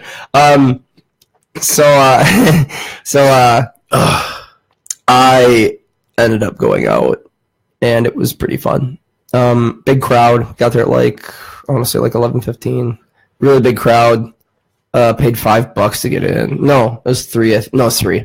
And then you get a free beer when you go in. So they basically gave you a beer. Yeah. Okay. They messed up the countdown. My phone was at 12:01 when they did the ball drop. They was on TV. Yeah. Yep, that happened because that's right with what's his face? Steve Harvey. Was that who was doing it? I think Fergie counted us down. Oh God. Fergie, I had a big crush on her. She's one of those girls that her face gets uglier, but if she keeps up with the plastic surgery, she'll from the neck down, she's gonna look like a fucking babe. Yeah. She's got perfect gut, no fat. She's got perfect fucking gut. Perfect tits. What is that called? You just used a positive and a negative together. Gut, their stomach. A perfect gut. I say gut. I'm sorry. That's how I was raised. That's how I was told. That's how I was. Damn, she's got a nice gut. She's got a nice tummy. What the fuck? She's got a nice tummy. I'm sorry. When you were with the boys, we were just like, oh man, that chick at the beach, she's got a nice gut. I got some fucking dude talk for you. And female listeners, feel free to comment on this. So this is the Friday before New Year's. I'm at the bar with a couple friends, and there's a girl that I met when I was 2 years old. I've known her for forever. One of my longest friends. Hot. Jesus. And she's showing me these pictures of this guy. Not these pictures. These messages from this guy who I guess they were seeing each other for a while, but he finally asked the question. He's like, you want to do it? Oh, that one. He asked it way more eloquently than that. Okay, but sum it all up. And she's like, no, I don't do that. I'm sorry. It's really soon. And she goes, and he blew up. Fucking got super angry with her and sent her a lot of messages. But the one that stood out to me was I'm about to go get fucking laid. She's like, good for you. And then he sent her a screenshot of the message of the girl that's telling him, yeah, come over, I'm ready. So he had proof. Not really. No. But the thing that stood out to me like a bee sting was you can live in your own fucking prude world. I'm gonna go drown in some strange pussy. Now, strange pussy meaning you. I know what that means. Do you know what that means when you say I got some strange pussy? No. Okay, good. You shouldn't know what that means. It means like you don't know this person. You barely know. It's strange to you. Yeah. Like brand new. I'm not familiar with what I'm touching. Yeah. And I'm like, holy shit. Like I say some stupid shit a lot. I'm a dude. We say it's called locker room talk. When there's no women listening, we say some horrible shit. Girls say horrible shit too that they don't tell us. But I'm like, God damn. I was like, I need to like wash my hands after hearing that joke or after hearing that phrase. It was so dirty. And I'm like, am I getting old? Because that affected me so bad. Like, I don't know. What do you think? About which part? The strange pussy? Elaborate on anything you want. That's the whole format. I haven't heard that any of the phrases. I haven't been through any of this, so I don't even know half the shit you're talking about. Well, am I still getting picked up? Yeah, I can force it. I'm like, Alex Jones, I gotta lean into the fucking microphone. I don't know. I just want to know, like that's such an aggressive name, strange pussy. Well, I don't know. I don't think for me, strange pussy to me is just like it's more funny to you. Yeah, like a giggly kind of thing. I'm sorry, I'm immature. No, it is. I laugh at shit like that all the time. They didn't teach me that in sex ed, okay? In this year class, this is what is called strange pussy. Well, it's so aggressive. It's got a syllable. It got some strange pussy. Yeah. There's a reason we have no viewers.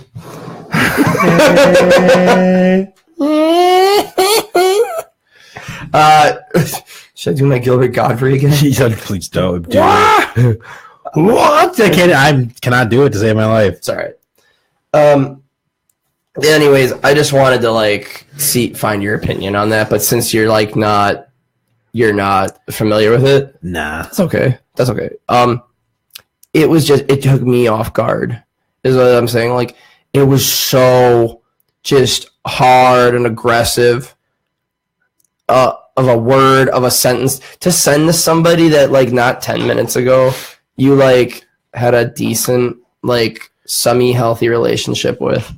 No, I mean, I'm not saying relationship. I meant this person, these people like each other, they found a connection, and then I think they did. When you're seeing somebody, there's a difference between dating and seeing, and I know that. What were they at though? Huh? Were they dating? I don't know. No, they were seeing each other. Okay, but had known her for a couple weeks, or she had known him for a couple weeks. Okay, that raises more questions.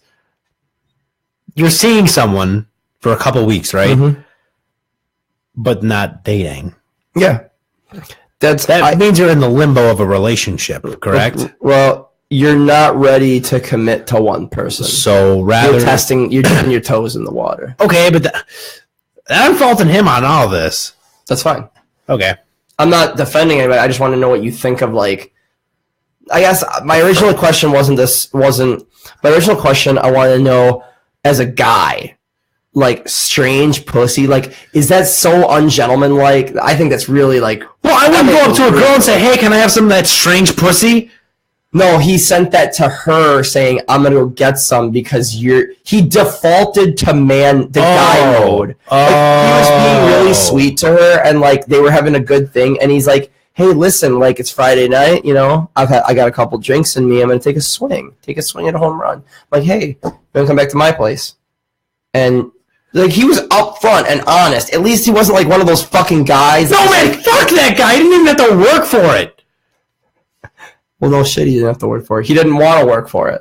He put in a couple weeks. I'm not defending him, by the way. I'm just saying, I know, but still, fuck that guy. I just want to go on record as saying, I'm not defending this guy because he's kind of he's a nut.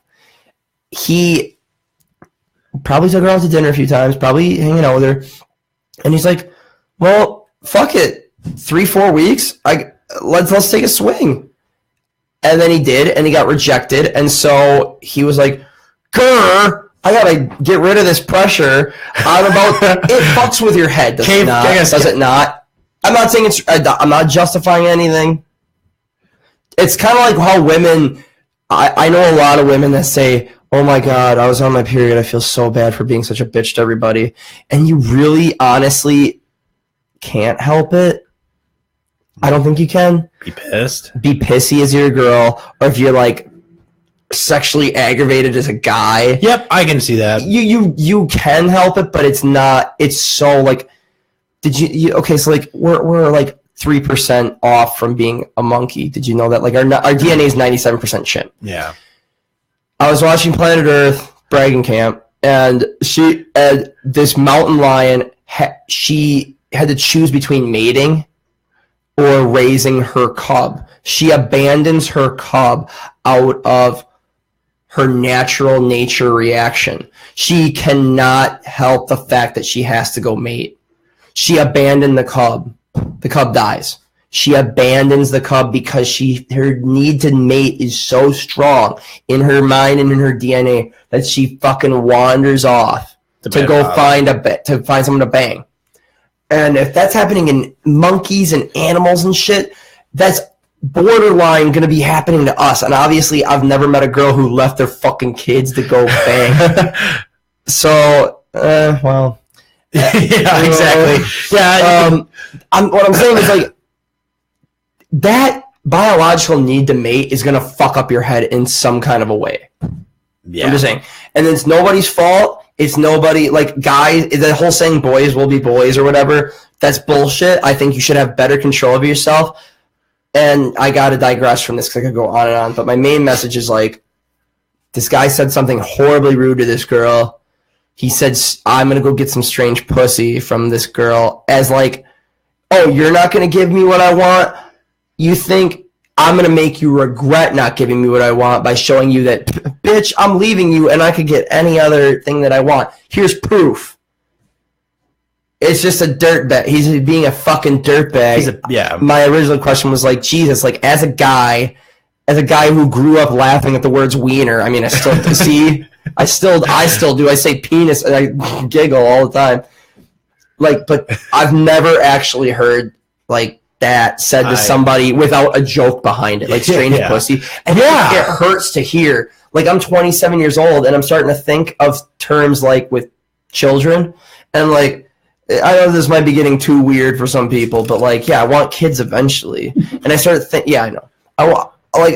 Eventually I want kids. And if I have a daughter, she's going to grow up in I'm a guy. I know how guys think. And it's like, oh my God, my daughter's going to get a text like that. Or worse, she's the girl giving the strange pussy. Oh, come on. And then I'm going to smack her around and be like, stop being a cunt. Slut. Stop being a slut, cunt.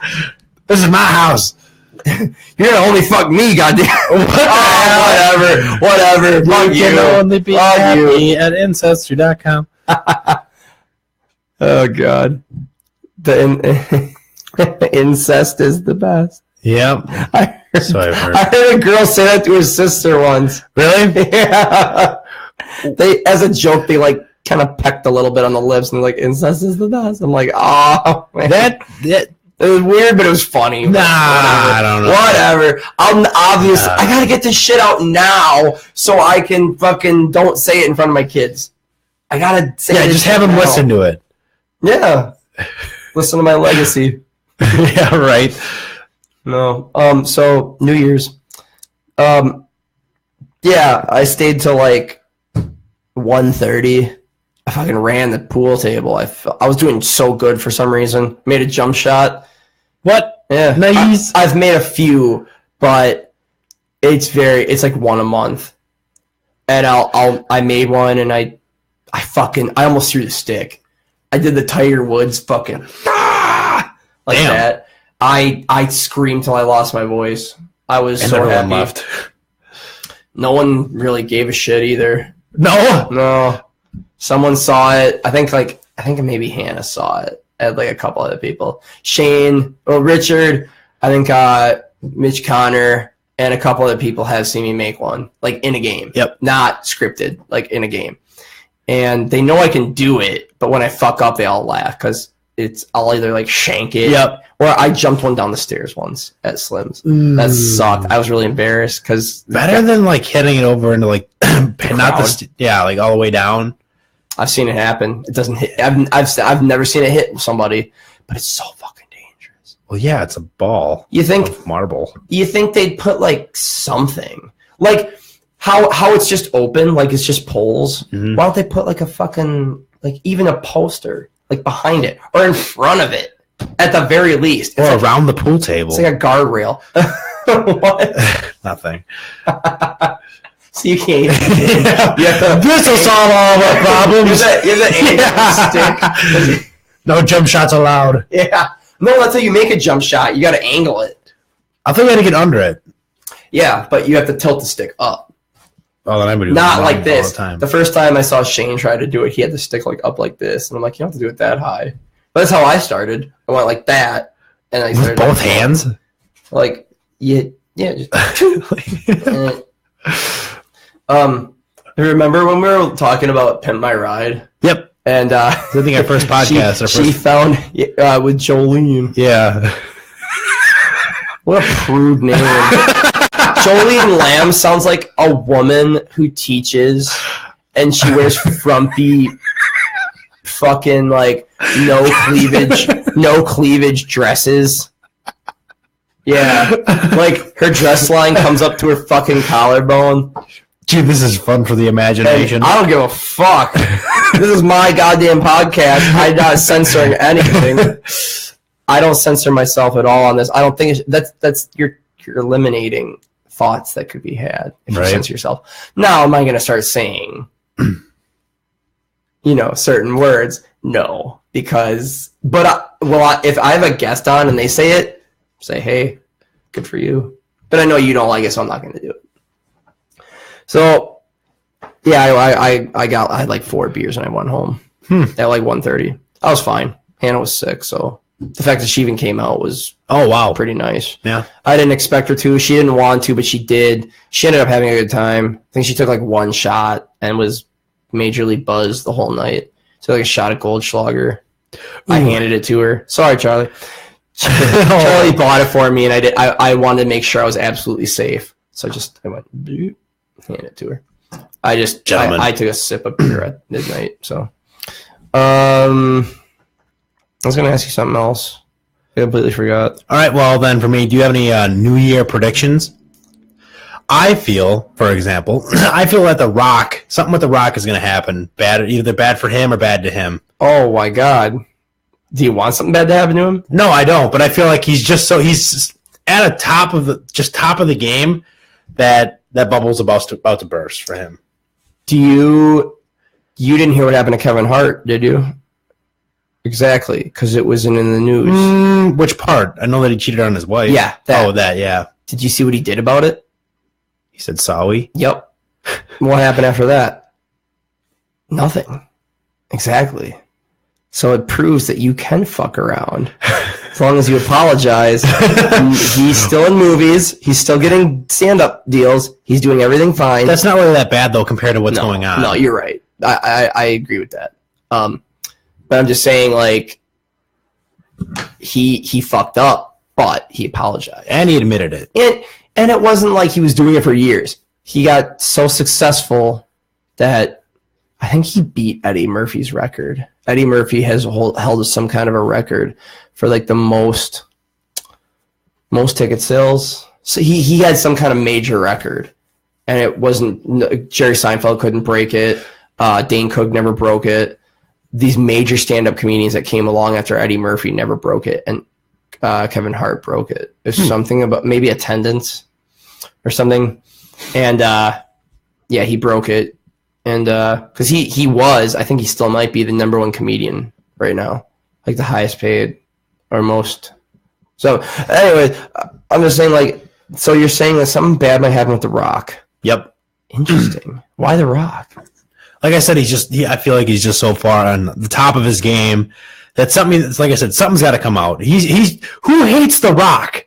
Who hates Dwayne Johnson? I've never met anybody having, like, I know people are like, oh, there's movies. That one movie he did sucked. Yeah, that one movie. I like most of them. I mean, he's got no dirt on him. I feel like this year is going to be his year to have shit come out on him. Yeah.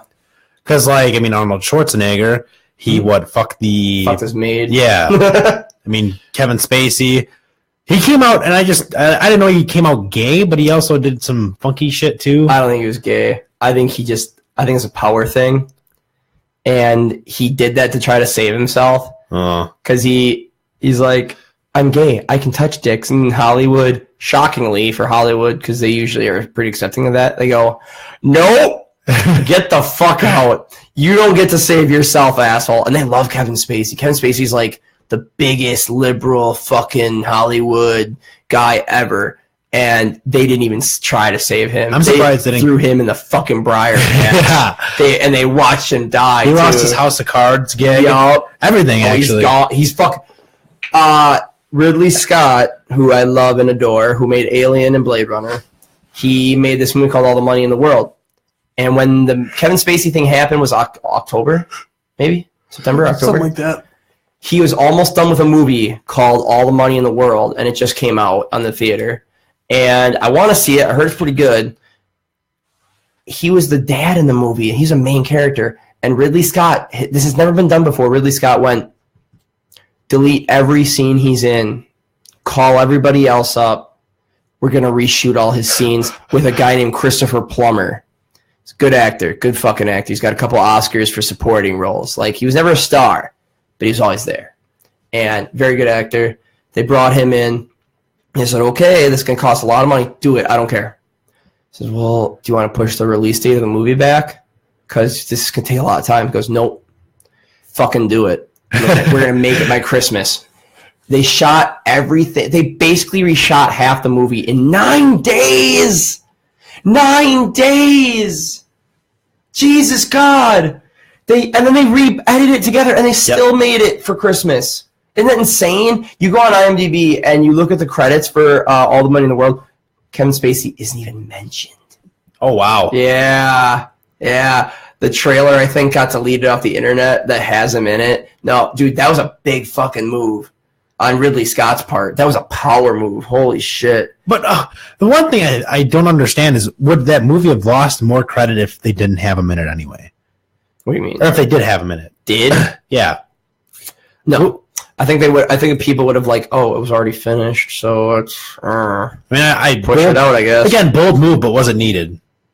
No, but it proved that if something like this happens again, I think it was a message. It's like there's a message to other stars. It's like, you want to pull this shit again, it's possible. Get your ass right out of this thing. Because his was recent, correct? Yeah. Like his wasn't like 3 months. His wasn't like Bill Cosby, where it's like, oh, I'm 48 and I was molested. No. Well, no. He'd been doing it for years. Yeah. I guess he did it like in Spacey the 90s. Or Crosby? Spacey. Crosby. No, he was doing it in like the 90s when he started, and no one came forward.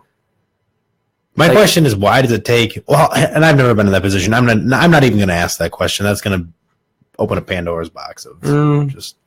I will not push you to ask the question. However, my philosophy is that if you have a question, you should always ask it, no matter what the consequences are. What I will say, though, it's your quest for information. Question. I get it. Fuck you. That's what a question is. One thing that was brought up, we talked about it at Thanksgiving. This epidemic of just laughs. These people that, like, even with who's NBC, Walter Cronkite. No. Matt Lauer. Yeah. These people that are coming forward now, the thing about it is these people who did this, these actions, that consensual or not, I don't give a shit. Yep. I think some of these were avoidable, and obviously these stars have power. But at what point did you go, this isn't gonna help my superstardom? How is this not gonna advance my career? You know what I'm saying? Yeah. So, like, even with, like, Louis C.K., that person may have gotten more famous because they went with Louis C.K. or with Matt Lauer. They had that in their mind. Otherwise, it would have taken an extra 3 or 4 years. It was kind of like the get out of springboard your career. You can't jump from one level. That's what I'm saying. And like, people say, do what you got to do. You know? I don't know. And I'm just saying, I know the rights and wrongs. Again, I've never been in that position, so I really don't want to judge it all that much. But just an opinion on it. These people that are coming out with this, tell me that at that point, that did not advance your career at all. You actually either were at the same, you plateaued, or you went down. There was no increase. And I'm saying that even if you were to build yourself up at the same rate, I'm saying you didn't exceed that by doing that one action. Oh, it definitely helped them. It definitely helped their career. That's why they did it.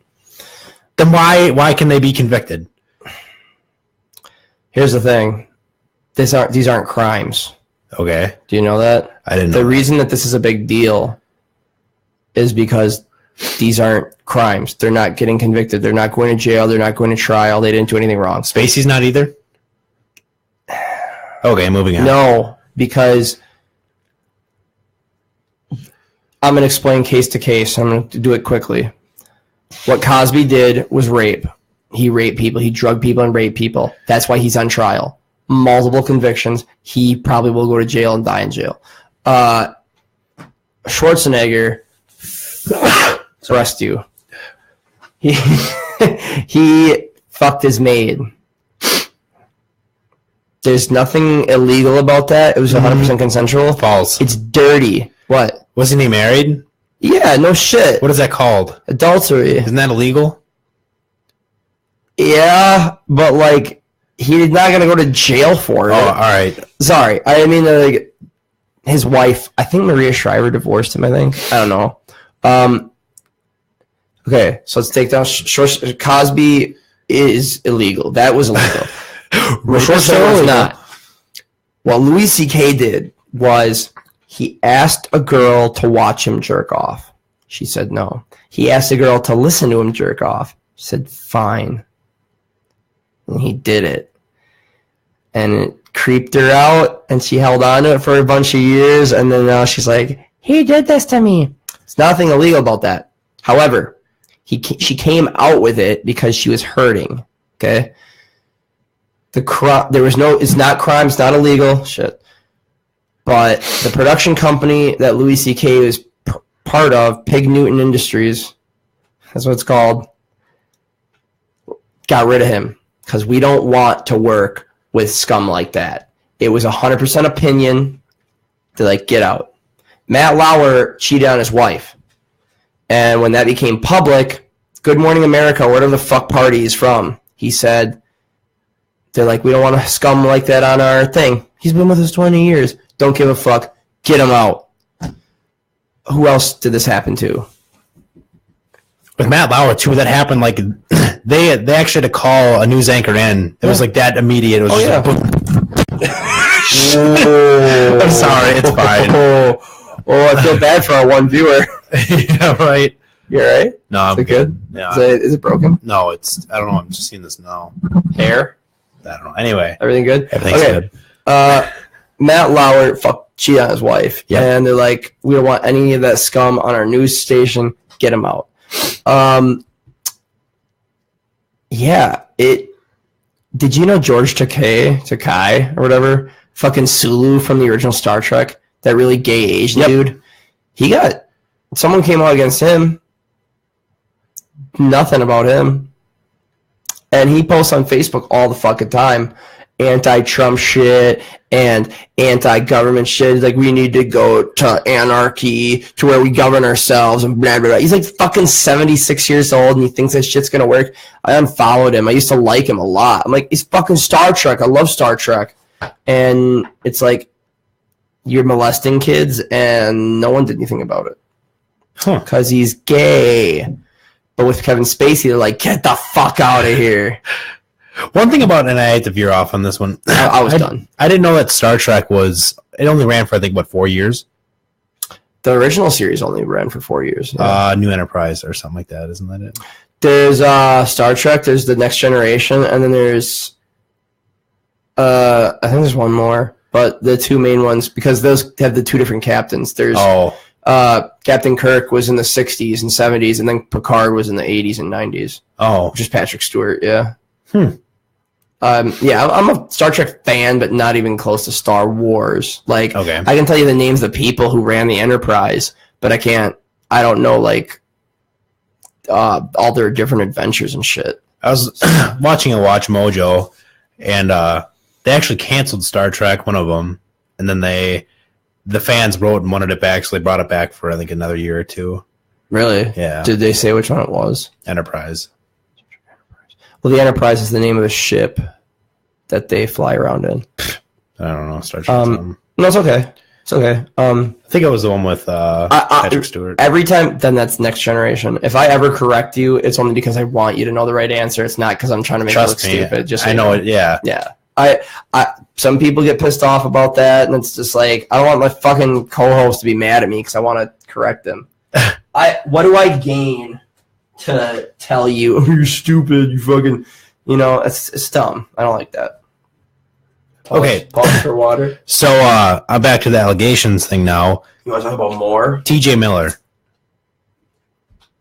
Really? Oh, you didn't hear about that? Oh. Hold on, all right. Well, I gotta look this one up. Comedian? Yeah.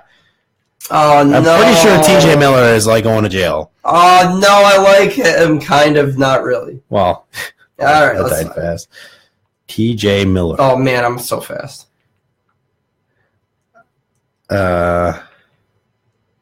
Maybe not. He's married to Nikki Glazer. Nice. I don't even know who that is. Shit, she's really cute.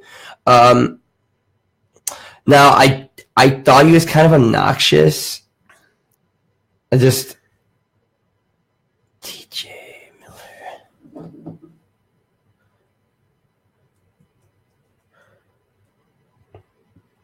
TJ Miller's wife. Oh, he's married to Kate Gorney. Wow, his wife's really cute. She's a redhead though, so that takes her down a notch. Maybe I'm wrong. I'm an asshole. Oh, here it is. Oh, it's the Daily Beast. Yeah, you can find the article, of course. Do you want me to do it? Sexual and physical assault. For who?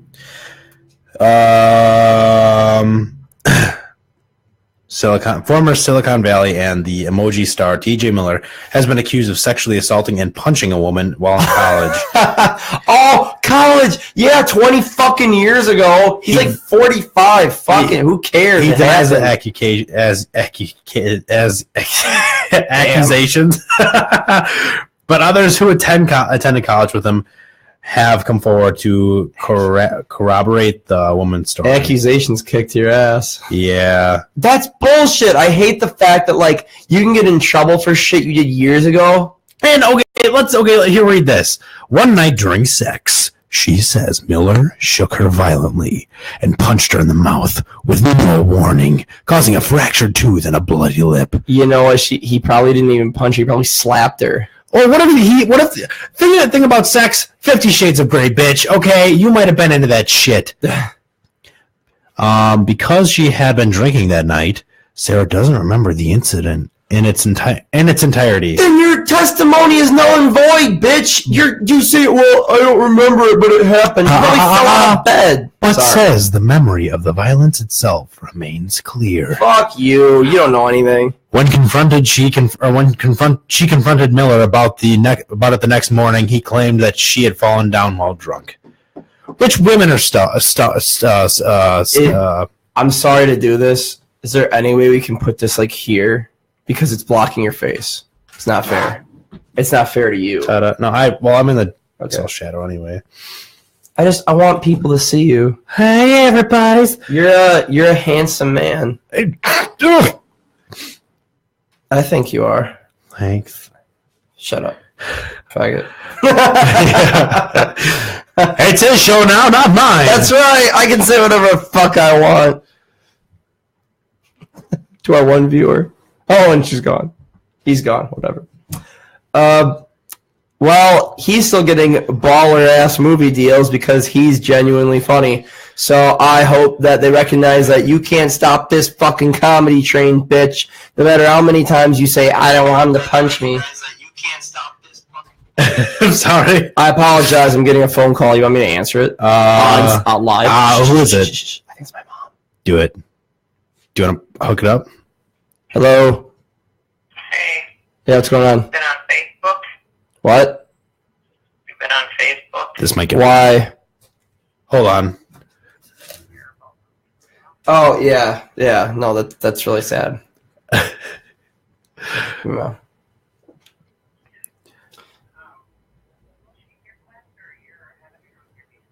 Can we talk about this later? Can we talk about this later when I come over later? Yeah, all right, okay. All right, I'm sorry. All right, bye. I thought she was talking about, have you been on Facebook, like... When I heard that, dude, like this. No, I knew that wasn't it at all. No, I'm sorry. We'll cut that from that. There was no names. Okay, fair enough. There's no names. Also, what about TJ Miller now? What about TJ Miller? Oh, I think that he's personally, like when he was in Deadpool, when we watched it, I thought he was a little overrated. Have you ever seen his show Silicon Valley? No. It's pretty funny. Is it? Yeah, like genuinely funny. It's a lot of computer stuff, but like they make it so that people can get it. Like it's about this guy who makes a software that compresses files better than anything else, and it can save company millions, if not billions. And it's about like him. He gets the product out there, but then like I don't know truly what it's about, but that's like the baseline of it. And I've always wanted to watch it. It's on HBO and it's highly rated. I think it's like 3 stars. No, it's like 8 out of 10. I think so. 3. Fuck yourself. Fuck yourself. That's 4 out of 5. That's 3 out of 3 stars. Oh, speaking of that, numbers.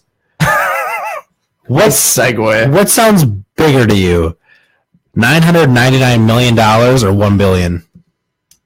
Right off the bat. I asked my dad this question when I was like really young. I don't know. I'm not the billion because it's clearly, but what sounds bigger? The billion, because I know it's more. I'm sorry, you're asking the wrong person this question. I know what you're trying to do. No, yeah. Why? Well, because they were talking about that with like when people do, or like when they do government spending.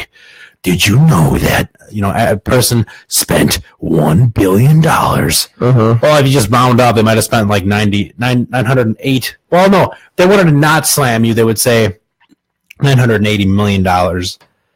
No, if they wanted to slam you, $980 million. They would say he spent more than 990. It's like, oh my God, you hear the big number, and then it was more, and then they say he spent $1 billion. It's like, meh.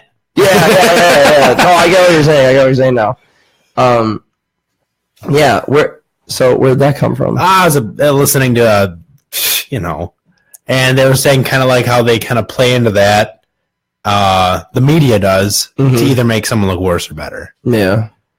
Even though the number's clearly bigger. It's what's relative. Manipulation. Yeah. Definitely. Like if they were to say he spent $10,000 or $100,000, we as middle class people understand those numbers, but as middle class, we really don't understand the whole. I have no association with you. What the hell? I know exactly what that was making fun of, and I do not support that. What the hell? What do you mean? So I had a bit of a lisp. Not just kidding. I was kidding. I was. I don't know what you're offended by now. I'm not offended by anything. I'm not. You heard it. This is known. This is why people don't like me, because I don't have a backbone for anything. Oh. I do have a backbone, but I have a backbone for not being offended. Honest to God, it takes so much to offend me, and if it does, I don't say anything. And that didn't offend me. It was a joke. It was a fucking joke. It really was. That was great. Because even if I wasn't kidding, I would be like, can you not do that anymore? Off the air. I'll never fucking say that. I believe you should. No, you would. You would. No, I wouldn't. Yes, you would. Hey, can we? Would you sit back there? You think I'm really funny? But do you think I'm really that passive aggressive, dude? I think that you would. I think you would. How would you find my mouse USB right fucking? Rather than going straight to it, you would work your way around it. Like, hey, like instead of being, what you said back there kind of was bad. You'd be like, hey, remember when back when we were talking about that one thing and you did that one voice thing? I think that you really want to know what I'd say. Travis, man, that was an awesome fucking podcast. Just give me fucking dude. We should go to the rooftop at Fat Joe's. Just don't do the retarded voice anymore. But do you want to go to Fat Joe's and fucking pig out our wings? As long as you don't do the retarded voice, you start doing it like it's fun too. So it's kind of like this. God damn it. Yeah. I gotta clean my house. Yeah. Oh, I'm gonna here get we laid go. tonight. Yeah. No, just kidding. Get it. I don't have a house. I'm gonna have a lot of crap in here. But what I wanted to do was like set like shelves up and put the junk all around here, and that gives the room the vibe. Like there's a vibe. If this shit wasn't up here, there wouldn't be a vibe. It's just a fucking room. I think the sounds okay. I was gonna start putting mattresses up. Hey, I found a mattress behind Walmart the other day. Go put acoustic dampener in your room. What? It smells like broken dreams and piss. Yeah. This is what podcasting's about, man. Oh my god! When we were pulling into Las Vegas the first time, the only time, me and Hannah were driving, and we pulled in Las Vegas like 10 at night, and it was just he's like, it's coming over the hill. I'm like, yeah, okay. It's gonna be like fucking Fondy when you're coming down your road. Yeah. No, it's different. It's like a glowing ocean. And I looked over to her and I said, you know what?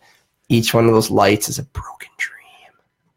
Someone that came there and never made it. I think you could make it in Vegas way more than if you moved to like LA or something. I think you could. There's more. I think it'd be cheaper. There's more jobs in Vegas.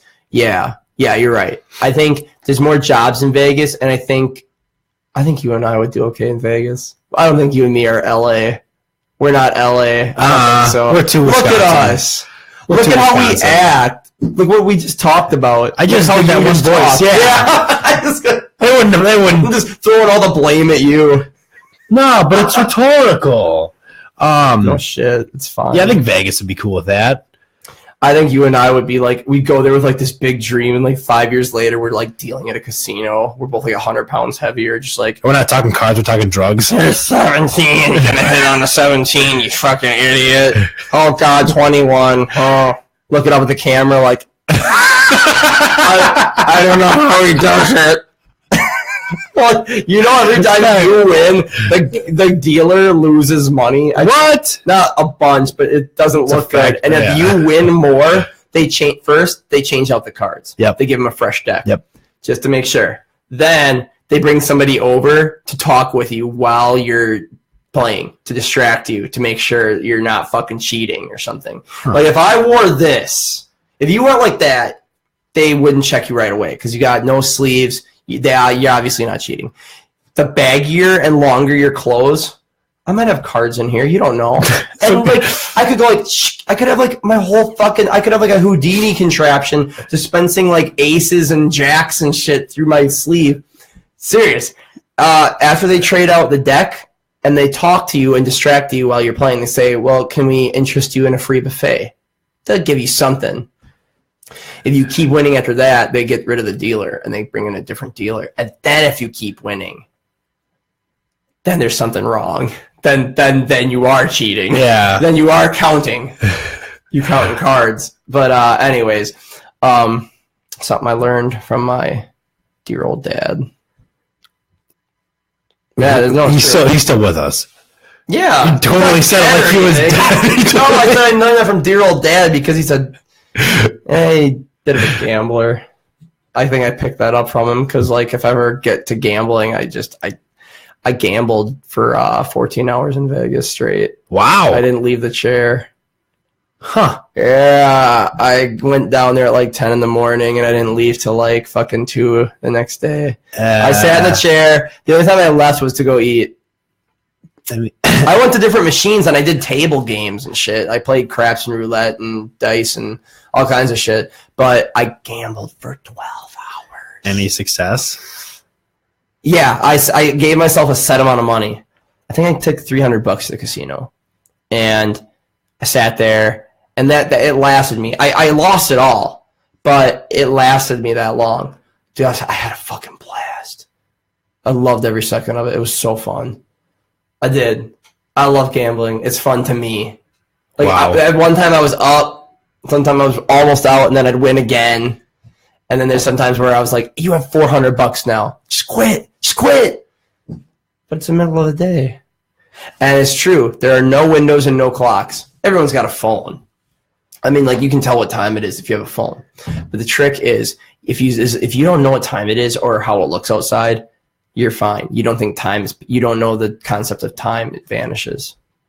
Because if you keep time, you keep a schedule. Keep schedule, you got to be somewhere at a certain point. Even though they're taking it just a little bit away from you, just a little bit, and you're like, you can just click your phone, you're like, oh shit, it's 3, I got to wrap this up. And you leave. But if they can take away the windows and the time, if you stick around maybe 10 minutes longer, that's like $10 more for them. Oh yeah. Shit. And they do that to everybody that comes in. Well, yeah. Yeah. If you can have self-control, you can have a good time at a casino. But if you're weak-willed, it will eat you. I saw that happen a couple times. I saw that happen this weekend. I saw someone get eaten by gambling. Eaten, like I saw a lot of steps of addiction right in front of me. I don't want to talk about it though, because it's people we know. I won't say names. Gerald. It's Daryl and Gerald. Jen. Have you ever been to Ledgeview Lanes? Yes. There's a machine there. There's a quarter machine. It's the thing that pushes the quarters. Yep. And at the edge of it, there was a 10, a Super Bowl ring for some reason, $100 bill, and something else. I forget what it was, another prize. But there were no tokens. It wasn't like you go get $5 in tokens. You use quarters. You put a bunch of quarters in, and then push them against the rows, and then they push them over the edge. But the trick is, like, these bills were folded, and then on the folds, there's a bunch of quarters on them. So it would take, like, hundreds of dollars to push it off, right? I saw these people start playing it. And now the trick of it is there's no mechanics involved. There's no lights. It doesn't flash when you win to trick your mind and think you're successful, because that's what it does. They put a bunch of quarters in. They put, like, 4 in, and all of a sudden, clink, clink, clink, 5 fell out. That's 1 more than before. You just made a quarter, right? Okay.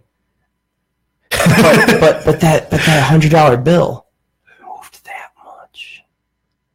Well, yeah, you're gonna put all 5 of those back in, and this time you get only 4 back. Oh, well, okay. You back to square one. You put in 4. This time you get 0 back. Well, shit. And then as you're standing there, all of a sudden 1 just drops, just from gravity. Oh, you put it in, 3 come out. You put those 3 in, all of a sudden 7 come out. You put those 7 in, it drops a whole fucking row. You just got 20 quarters. After putting in only 4. And that dollar bill is just getting closer and closer and closer and closer and closer. You're like, oh, I'm just going to keep going. Then you put them all in, and they're gone. Nothing comes out. Then I saw them. Well, I've got a couple of singles in my purse. Let's go change them. And they change them, and then they lose all the quarters. And then, well, shit. They're out of change. They don't have any more change. Oh, there's some people bowling down there. I'm gonna go ask them. That was like, I'm gonna go score. Crack. I gotta go ask somebody for outside help. Then they're out of change. So what do you do then? That $100 bill's moved. God damn it. Oh, there's a bank. It's fucking 10 worse, p.m., jackass. Worse. What's worse? A meth dealer? There's a Taco Bell open right across the street. But it's 10 degrees below 0. Yeah, you're right. I got a better idea. I'm going to crawl on the floor under the games and see if there's any quarters down there. And I saw them do it. And when they couldn't find any, they did go to Taco Bell and they changed them. They're like, just one. It was really sad. Is this a story? This is real. This happened to me last Saturday.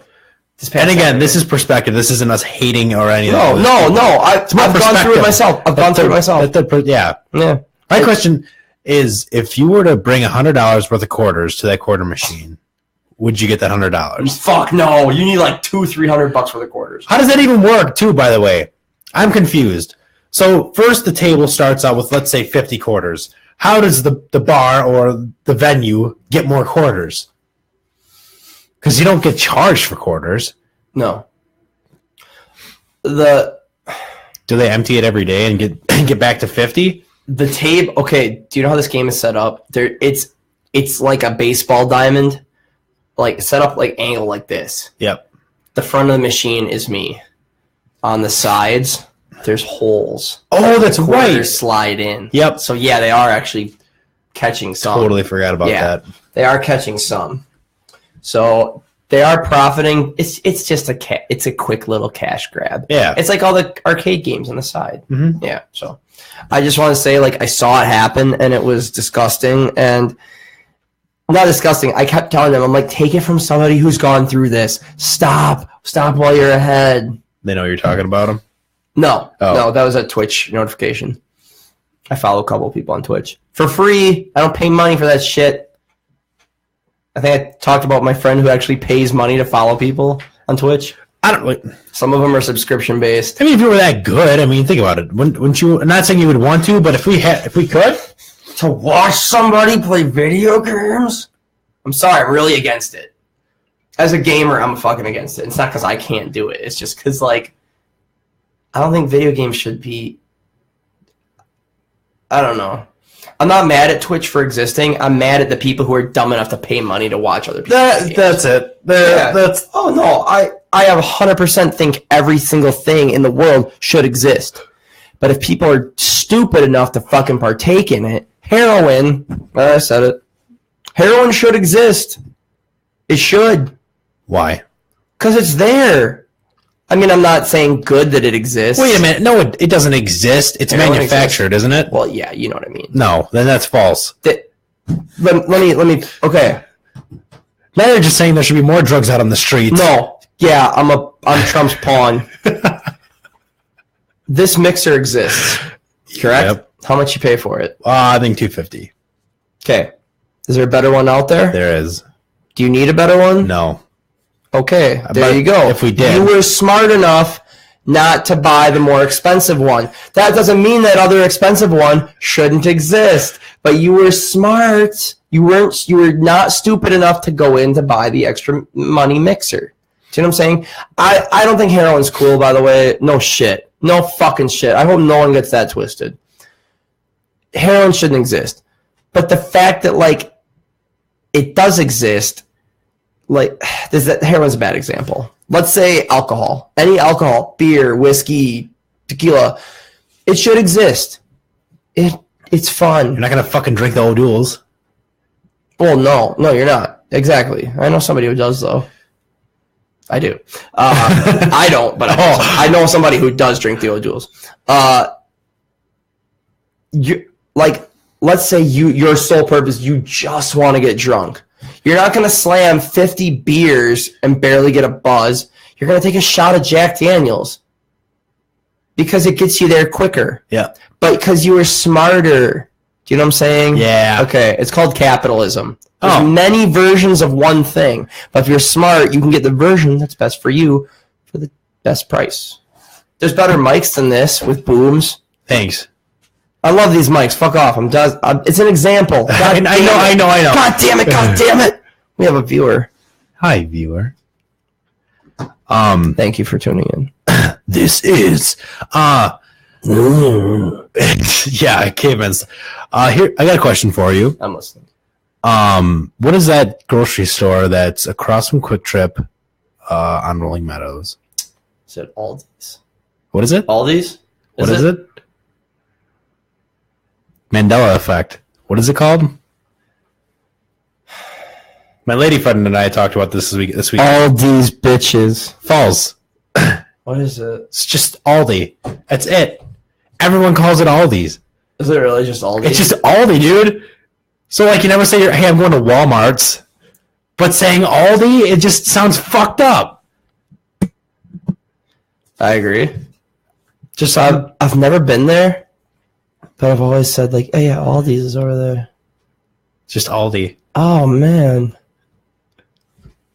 Yeah, no, it is blowing my mind. Why is that? Why do we say that? Because it sounds, well, to me, it sounds better. It does. No, you're absolutely right. It does. But why do we say that? I don't know. Going to Aldi's. Going to Walmart's. Targets. Pick and saves. Buffalo Wild Wings. Yeah, because she brought it up to me, and I'm like, what the fuck? I'm like, you're full of shit. Nope. I was the one that was full of shit. I was the one that was full of shit.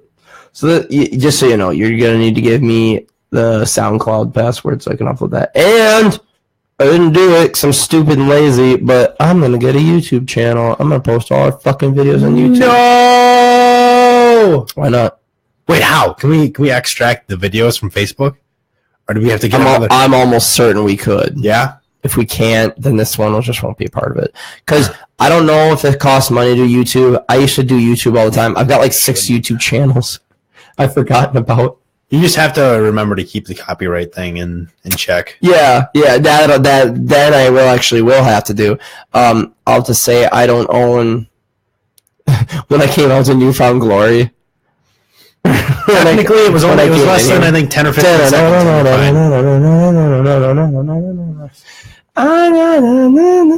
Sorry.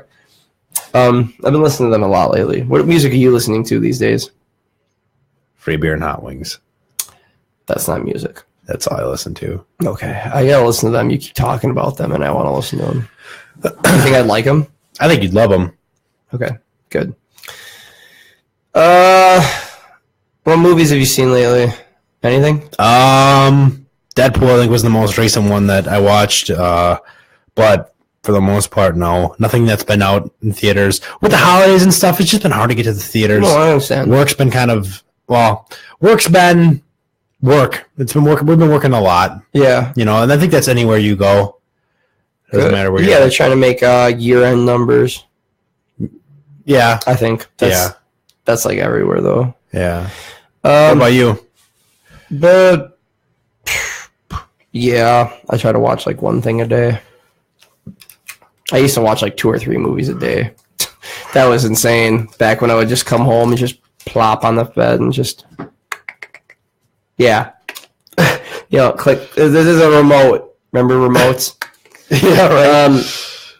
I watched Planet Earth 2. That was really cool. I watched Human Planet. That was really neat. How people survive in way, way harsh places of the world.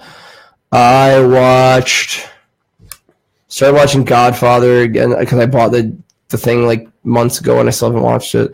Hannah got me like a stack of movies for Christmas and I got a bunch for Black Friday they still haven't gone through. I want to watch this movie called The Shallows with Blake Lively. Oh, I've always had a crush on her. Married to Ryan Reynolds. There you go. Full circle. If you kill her, you'll be able to marry him. Just saying. Kill her. We have this woman problem. Kill her. I Kill her. What are you taught? That's from a movie, an old Jack Black movie from like 99. I thought she's hot. Blake Lively. She is in, every girl knows who that is because she's in a show called like, I think it's Pretty Little Liars or something. If some girl could go in the comments and say who that is or where she's from, I think she's really pretty. And She's pretty, but she's not like superstar pretty. I hate you. She's in a movie called The Shallows where she's surfing and she gets stranded on a buoy and the shark's trying to eat her. And she like she becomes super resourceful. Like she starts making weapons out of like her fingernails and shit. I don't know. I don't think that's actually in the movie, but I've heard she gets like super resourceful and just starts fucking the shark up somehow. And I heard it's pretty awesome. Like it's really suspenseful. I heard. As for like, I had another question for you that I forgot. I'm sure it'll come to me. Gwyneth Paltrow is disgusting. Yes, she is. I know exactly who that is. Why do you say that? She's ugly. Oh, looks-wise? Yeah. You know what we need to start doing? What? We need to start, for people, like, shit. Like giving people topics on what we should be talking about. No. We should Google and then hold it to the camera, but the camera's way the fuck over there. God damn it. Oh, damn it. Is that... No, they close. Can't. Not even close. No, I'm not going to do it. So, Google Gwyneth Paltrow at some point. Yeah. Let us know what you think. No, me neither. She is also. Ooh, no. She looked good in one of the Iron Mans. I thought she looked good in, I think, 3. Or Yeah. 2 or 3, I think. But I don't think you wouldn't define it as good. I think it's more of just that they did a good job of doing makeup work. Dolling her up. Yeah. Hats off to them. Yeah, no shit, the makeup department. We have an Oscar nomination for you just for making Gwyneth Paltrow appear on screen without causing vomiting. Did you ever see her in Shallow Hal? I don't watch movies. God damn it. There was this thing that this woman brought up on Joe Rogan's podcast. And I'm not joking. I can show you this. Gwyneth Paltrow started selling things. Guess what she's selling? Healing stickers. Your hearing is working just fine. Again, it's back. It's back to the Twitch account. I'm not joking, you dude. This is real. They exist. They should exist. This is real. Are you ready? Yeah. Well, fuck, if the magic works. Listen, Gwyneth Paltrow has invented stickers that promote healing. Yeah, stickers. Your reading is working just fine. Little circular sticker thingies you might give to your first grader as a reward for doing their homework. Gwyneth, though, has discovered something much deeper about stickers. If you make them with just the right materials and stick them on your body in the right places, it rebalances your energy. A quick warning, if you follow the links to this article, put your coffee down first. You might laugh so hard to spill it out of the back of your legs. They said the same thing about those fucking wristbands and those necklaces. Oh, the balance bracelet? Yeah. I remember that. That was a weird fucking time. That was a weird fucking fad. Yeah. I felt so left out. Mom and Dad couldn't afford these $15 fucking bracelets. Dude, my parents raised me right and said, that's not fucking real. Dad! Go lay down. Why did you bring up Gwyneth Paltrow again? Because we were talking about how hot Ryan Reynolds' wife was. And it reminded you of her? Just because you're going on about how hot she was. But she is hot. You know who, another thing we wanted to bring up too was John Mayer. Mm-hmm. He started out looking disgusting, but throughout aging, he's pretty attractive. When he started out, he was ugly as fuck. I think you're right about that. And then also, we did a little research. Where's he gone? Where's Jason Mraz? John Mayer doesn't get many deals anymore because he has a racist penis. Actually, he's going under vocal cord reconstruction surgery. Oh, really? Yeah. Oh, shit. I guess rasping for years hurts. Is that what you need to say? Is that what you need to say? Because I heard yeah, he's not looking so good. Oh, shit. Okay. Yeah. Did you put shitty John Mayer? No, I just Googled the word John Wow. Mayer. Holy shit. He has a racist penis because he said in an interview, I'll never bang a black girl. Yeah.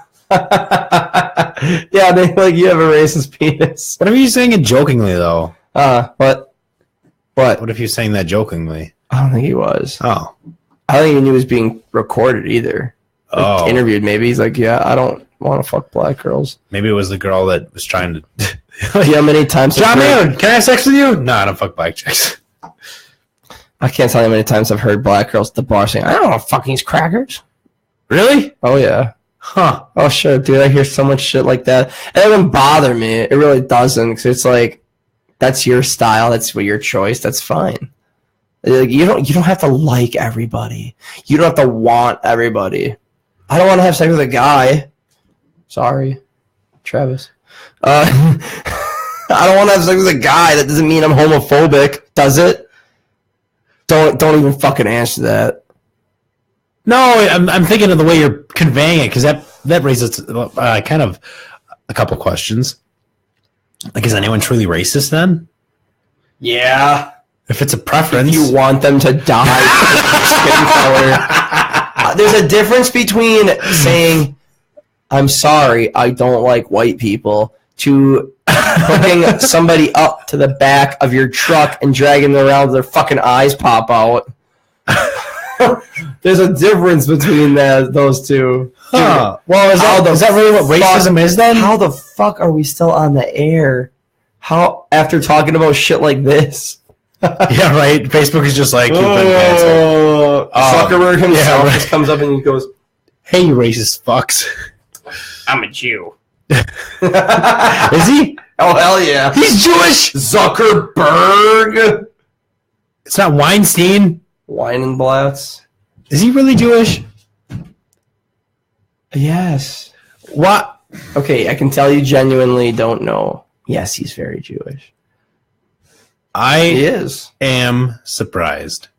You ever seen that Family Guy where there's a couple on this talk show? He goes, "Sweetie, it's a man and woman. I love you, but I gotta come clean. I'm actually not a man." Takes his wig off. "I'm a woman." And the girl's like, "Oh my God, you're a woman." "I'm sorry. I gotta come clean. I'm not a man. I'm not a woman." Takes his suit off. He's like, "I'm a horse." It's a horse. It's like, "Oh my God, you're a horse." "I'm sorry, but I really gotta come clean. I'm not a horse. I'm a broom." And he just, Oh my God. He just falls over. And everyone's like, "Ah!" And he's like, "Okay, dear, what are you feeling?" "To be honest with you, Diane, I'm surprised." It's one of my favorite old ones. "I'm not a man, I'm a woman. I'm not a woman, I'm a horse. I'm not a horse, I'm a broom." And it just falls over. Cha, man. Now what? We got a viewer. One thing I kind of wanted to bring up was the little altercation you had that we talked about last week on Facebook. What? Can you guys be honest? Oh, sure. Yeah.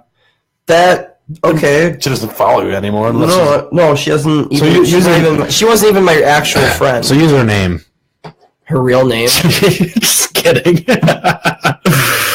I could. No, I don't. No, don't do it. I met this girl when I was like 24, I want to say.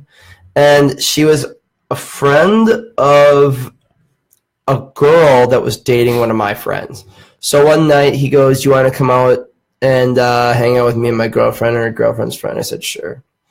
And I know, like, I wanted to get out anyway, play some darts, play some pool, and I was dating at the time, so I had no, like, interest in her that way, like, romantically or whatever. So she comes out, and we meet. I'm just like, yeah, I think you guys are cool. So next day, usually when I meet people, if I can find them on Facebook, I will add them. Just, it's like, you never know who's interested in the same shit as you. It'd be cool to maybe connect to somebody new. So I add his girlfriend, I add her, they both accept, and my friend and his girl broke up, and she blocked me because she's like, "Well, I'm not being friends with his friends." But the girl didn't. And throughout the years of knowing her, she's one of those girls that was always like, "Does anyone want to hang out? Does anyone want to do something? I'm bored." And like 5 or 6 people, guys and girls, were like, "Yeah, let's hang out. Let's fucking hang out." A couple of them are like, "I texted you. Are you getting this?" Or "I messaged you and you said you read it." And this is all public. And she goes, a couple hours later, go by, she'll post, "Sorry guys, I decided to curl up in my bed." So I'm like, you're doing this for fucking attention. And this is 3-4 years of this shit. A couple of times I messaged her, I'm like, "Hey, do you want to hang out? Like, I'm in your area. Do you want to, like, hang out and shit?" And I'm like, "I'm seeing you're always bored." She's like, "Yeah, let's hang out." She's like, "Come by around like 6 or 7. And I did. She's like, "Sorry, I'm already in bed." So, like, finally I snapped. And she posted something the other day. She's like, "Why can't people be honest with me instead of say the things I want to say the things that I should hear instead of the things I want to hear?" I go, "Fine, you post bullshit for attention." She deleted me. And I'm like, "You weren't ready to hear the fucking truth. Yeah. You clearly weren't ready." It's like, yeah. And then Alexa said, "Well, maybe she just needed attention. We all need attention." I'm like, well, 1, yeah, you're right. But 2, you're not seeing it like how I did. Like, I saw it as I know how people think. You're doing it for dick attention. You want guys to hang out with you. It's like if a single guy posts something like, single again on a Friday night, you know. Come get some dick. Lots of fun by myself. Guess I'll just sit here and watch Lord of the Rings, blah, blah, blah, blah. And I'm like, all right, well, I'll be like, all right, well, sometimes the girls will be like, wish I could come over. You know, they say, like, yeah, I'd come over, but I don't want to. Yeah. So I finally got fed up with it, and I called her out, and she wasn't ready to hear it. And Alexa's like, oh, she's doing it for attention. That's fine. You need attention. Like, she's doing it for dick attention. She's like, yeah, I guess I see what you mean. Well, it's just the same thing. We all need to eat, but when you overeat, obviously, you look like shit. Yeah, she did it a lot too. She posted all the fucking time about how she had nothing to do, how no one was hanging out with her, and then when people wanted to, she didn't. Like, and I'll go even deeper and insult her some more. She was always posting pictures of her hanging out with a bunch of like her mom and her mom's friends. It's like, that's fine. I like that. I wish my parents would spend some time with me. But Pirates of the Caribbean, Dead Men Tell No Tales just got added to Netflix. Cool. I haven't seen it. I'll watch it. So I'll go a step further and be like, yeah, you're hanging out with your fucking parents on yeah, good for you. I know you're clamoring for dick. I know you don't want to do this, but you think you're so above everybody that you think you're going to promote how cool you are, but in a sarcastic way. Like, yeah, I'm hanging out with my parents. Hashtag boring life, blah, blah, blah. I'm like, we know you're fucking doing it for attention. You're so fucking transparent. You think they're really that naive? Yeah, oh God, yeah. Dude, it's so fucking transparent that you're doing it for attention. Yeah. I can tell when people aren't doing it for attention. I can. But I can also tell when you are doing it for attention, fuck you. Just you're not fooling anybody, and if you are, fuck them. There, I said it. Don't applaud that. It's getting dark out. To the one viewer out there, whomever you might be, Hi. Shout out to you. We are Weekend Adrenaline. That's right. Well, it's 2:30. Hey, I've got class. Wait, when? I got class at 3. No, I've got it at 4:30. You do? Yeah, oh, fuck. I don't want to end this right now. Oh, we can keep going. Okay. We just didn't have material thus far, did we? Oh, I do. Oh, do you? Oh, yeah. Let's keep going with Weekend Adrenaline. Here come the tears. Here come the tears. Raining down on your face. My face.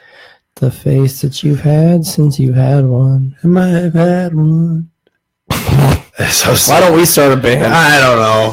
Where's our record deal? I don't know. In the garbage. Yeah. Okay. You ready to hear about it? What's that? Oh, yeah. Yeah. The one thing that we've been dying to hear for months and months. Fuck yeah. I'm actually pretty lost. Yeah, answer a text. I gotta go get an icebreaker. Okay. I honestly have the big topic that everyone's wanting to hear, but where are you going? Going to get some icebreakers. Icebreakers? Icebreakers. What the hell? We don't need icebreakers. I could carry this thing. I don't have to. Okay. I'm by myself now. So anyway. Oh, I thought you meant like stuff to like that when Cody came in and asked why you're such an ass fucking cunt, and I'm like, I don't want to say it to break his fucking stride, but I'm like, oh, this is like a icebreaking exercise. It's like, but it's so fucking on the nose. It's like, why are you gonna? I just met you and you're already calling me a cunt.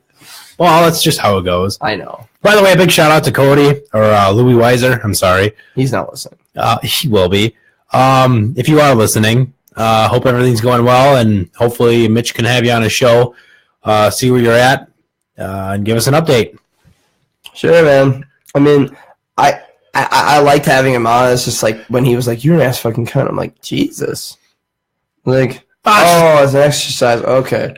Like, I mean, I just figured there's better ways to do it than that. You could be like, I heard you ate a baby chicken the other day. Can you tell me why that was? What? Because you're a cock eater. Yeah. Let me answer this quick. I'm sorry. All right.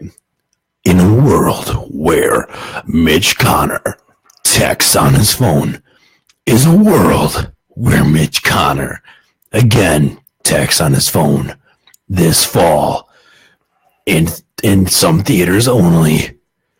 Mitch Connor is Alex Carolina.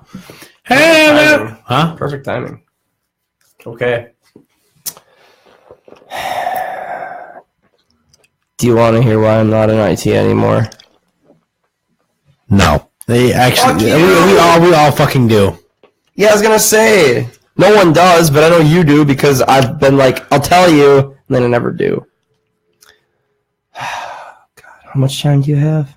An hour. Okay, I don't need an hour.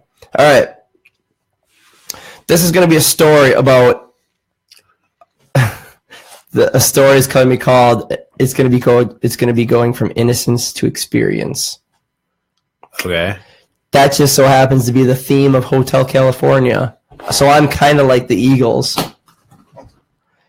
Dun dun dun dun dun dun dun dun. On a dark desert, eagle. I can play that. Cold wind You in could my play it probably way ass. better too. Warm smell of weed smoke. Dew. Yeah. Rising up through the The bear. gas tank. Up ahead in the doorway, I saw shimmering darkness. Kike. My thoughts grew heavy and my sight grew dim. I had to park for the fright. There, John she Mayer stood in the doorway. He had a mission to do things. Had a missionary Position. And he was thinking to himself, am I in... They're going to get copyrighted so hard. Do you think if Don Henley sues me, I'll kiss him? If Don Henley decides to sue me for that, I really wonder who that one viewer is. Is that us? I'm not watching us. If I am, I'll be mad. I don't want to watch this shit. I don't want to either. Oh, man. Okay. After this story, I want someone to at least take away from the fact that, like, it took me so long to learn that you need to try something and fail fucking hard. And to realize that's okay. Because I failed really fucking hard at this. Like, bad. This is a story about how Alex Carolina failed at IT. Hard. And there's only 2 guys, 3 really in this world that know how bad it was, and I really hope they're not listening or commenting because I don't want to hear it. I'll actually get angry. Mitch Connor was a young boy. This was Andy Dufresne. Fuck it. I want to watch that movie now. I've had the Shawshank craving for a while. He had the craving for a good time. God damn it. So when I was 19, going back a ways, actually all through school, all through grade school, I went to a specific grade school that, like, man, if you got anything lower than a C, they fucking reamed your ass for it. So, like, failure of anything, and a lot of it has to do with, like, I'm sorry to say, but, like, if I screwed things up at anything, my mom really didn't say much, but my dad, like, screamed at me a lot, even if I failed. But he never gave a shit as long as, like, things worked out. And if things didn't work out, he's like, well, you tried, or, well, you know, you really gave it your best shot, and now, you know, or try harder, or, you know, be better, or, like, you know, you take it slower, or maybe take it in a different direction. It was just, you fucking idiot, you fucking imbecile, just really bad. So, like, the fear of failing was always with me. It still is, but it's less now. I gotta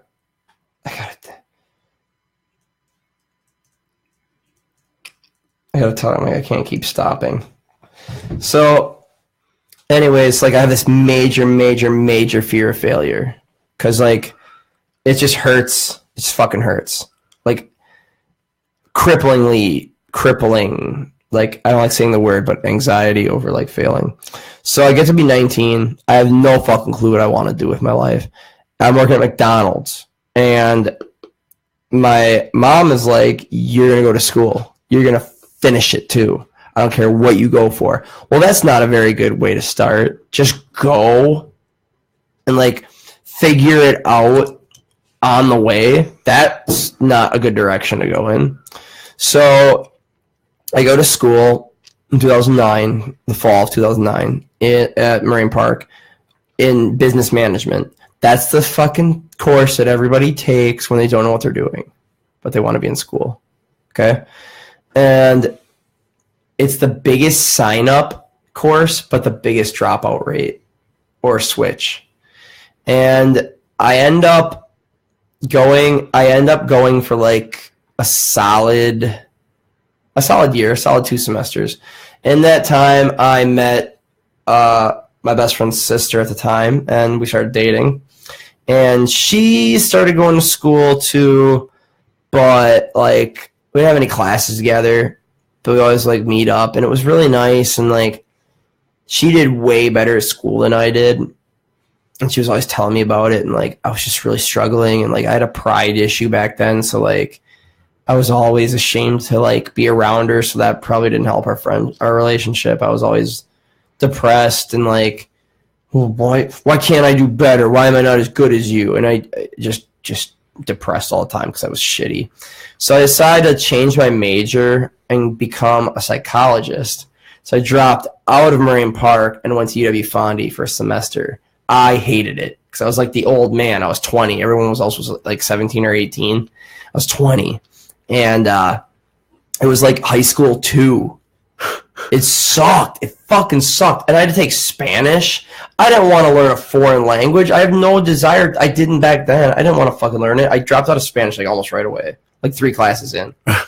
The math teacher, I remember, told me, he's like, "Hey, you need to, if you need help, you have to ask me online." This is 2010, so like I'm like, okay, like sure. And I emailed him, and he goes, "No, you got to use the instant chat on the thing." I go, "Okay." So I messaged him on there, and I'm like, "Hey, did you get my message? Like, I couldn't finish my homework." He goes, "Well, I wasn't on last night. Why isn't your homework finished?" I'm like, "Okay, can I please stay after school?" He goes, "Sure." I'm like, okay. So I go up to him after class. He goes, "What are you doing?" "I'm leaving."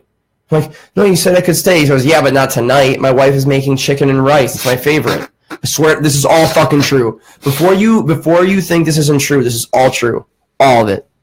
Because my wife's making chicken and rice. It's my favorite thing. And I go, "I'm paying like $500 fucking dollars for this class. You're not going to help me?" And he goes, "I am, just not tonight." I was like, my homework is piling up. I have so many late fees from this, or late assignments because I can't get it. And he goes, "Well, we'll take care of that next class." I go, "Okay." Class got canceled next class. The class after that was almost the end of the semester already. And he went on vacation. He's like, "I'll be back on the last day of class." What the fuck? I snapped, and I dropped out of that too. Yeah, I snapped, like fucking snapped. And after a lot of consideration, I'm just like, I don't want to do this. It's too much. At least at this school it is. So I dropped out of UW-Fondy altogether, and I went back to Marine Park in the spring of 2010. No, summer of 2010. No, spring of 2011, sorry. Went back, and then I wanted to do like culinary arts, like cooking. I could see you doing that. Yeah, I could barely, because I was working at McDonald's. I thought I could cook. Hey, where's the thing you push down? Yeah. I was gonna say, where's the clams? What? Where's the clams? I cook on both sides. You son of a bitch. You gotta flip them like a professional. Season them, bitch. So, anyway, I was like, I'm going to do cooking. I don't even take core classes. I'm already back doing gen eds. I'm like, well, fuck, okay. I'll just do it your best. And then all of a sudden, like, me and my girlfriend at the time fell apart. But we still had classes together, so I just see her all the fucking time. Hot. No, it sucked. Because she was always texting her new boyfriend, and I felt terrible. So I was like, Mom, Dad, I'm dropping out of school again. Like, why? You have so much debt. It was like maybe $5,000. It was a tech school. I was like, sorry, I'm dropping out. I'm paying it anyway. I'm paying my own loan still. I don't give a fuck. It's mine. I'll take it. And they're like, well, you're a big disappointment. We wanted this for you. I can't believe you're bailing on your future. And so fuck it. I don't care. Can I comment on that real quick, though? Go ahead. Was it really your future? No, I didn't. Yours? I didn't want it, but I had no direction, so I took it from them. You know the saying, take it easy? There's a rebuttal to that saying, well, I'm taking it any way I can get it. I'm taking it any way I can. No one knows that part, though. But someone says take it easy, say I take it any way I can. It's kind of a sexual thing, but it doesn't have to be. So, like, I was taking career advice from anybody, including people who didn't, sorry to say, but they didn't give a fuck as long as I kind of was in college. And they were super disappointed. I remember for a long time they didn't talk to me. I wasn't living with them either. I moved out when I was 19, and they didn't talk to me for a very long time. And so I was living with my cousin, Jess, and I eventually moved out of there. I decided I wanted to go back to school again in 2012. And when I saw the fee for signing up, I said, fuck that. I had no money. I was working at McDonald's still. I'm like, I'm going to get a better job. And then one day, somebody said something to me at McDonald's, and I snapped, and I just left. I walked out in the middle of a shift. No, in the middle. I showed up 10 minutes late and gave them my clothes and walked out. They're like, do you want to talk? And I'm like, no. And then I drove across the town, signed up to Seek, and then they got me a job at RB Royal like 2 weeks later. I liked them. I worked there for a year, and then I had an incident there. Someone said something to me there that made me want to go back to school. And I remember I left in the summer of 2014. I left in April, and then that's when I knew my buddy Isaac, who we had on, said, you should do IT. I've always thought you'd be good in that. I signed up. I quit my factory job with I put it in 2 weeks, and I left, and then I started working at Hot Topic. It wasn't enough to pay my loans, but I didn't care. I deferred the payments till 2 years after I graduated. Yeah. And I was like, okay, I'm going to work at a clothing store to pay my bills. And it worked, and I was living with my parents, but it worked. And I started doing IT. The school was so fucking easy. I'm like, holy shit, I'm a genius. I'm insane. I'm so good at computers. One of the first classes I took was how to find the start button.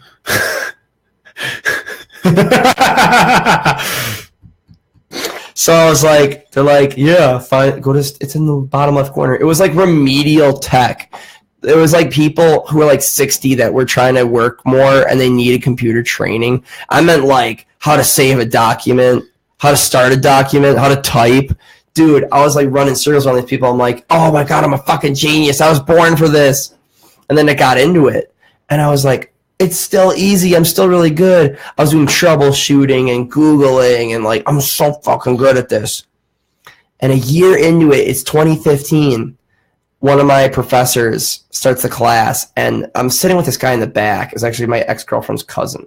And he's like making me sit in the back with him, and we're talking the whole time. And I'm actually trying to pay attention. And I'm like, dude, I'm really sorry, but I can't sit by you anymore. He's like, you fucking asshole. I thought you were my friend. Sit down. And I got mad at him, and I walked into the front of class so I could hear him. And the professor took notice of that. He goes, what's your name? I go, Mitch. It's after class. He goes, I really appreciate you coming to the front because I could kind of tell you were getting sick of that guy pushing you around. So why don't you stay after class next time? You can get out of here this time. So I stay after class, and he goes, so what are you trying to do with your career here? I said, well, I'm really new to it, and I just want to learn as best I can. He goes, okay, I'm going to give you this tablet. It's a free Windows tablet. It was like one of the first ones. They weighed like 15 pounds. It was really heavy. It was heavier than that.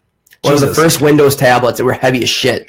And I was doing my homework on it. I didn't have a laptop at the time. I was fucking I was having a great fucking time with it. And the teacher liked me, found out that he like knew Steve Jobs when he was alive and shit, knew Bill Gates. Like that, not personally, like he can't call him up, but like he's met them and everything. Yeah. And he used to live in Palo Alto when IBM and Microsoft and Apple were getting started. He was out there.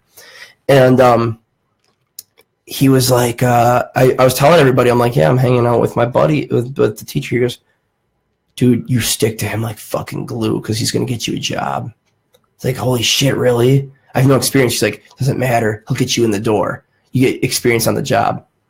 So he gets me a job in West Bend, which was in 2015. I quit my clothing job. I'm like, I'm skyrocketing to the top here.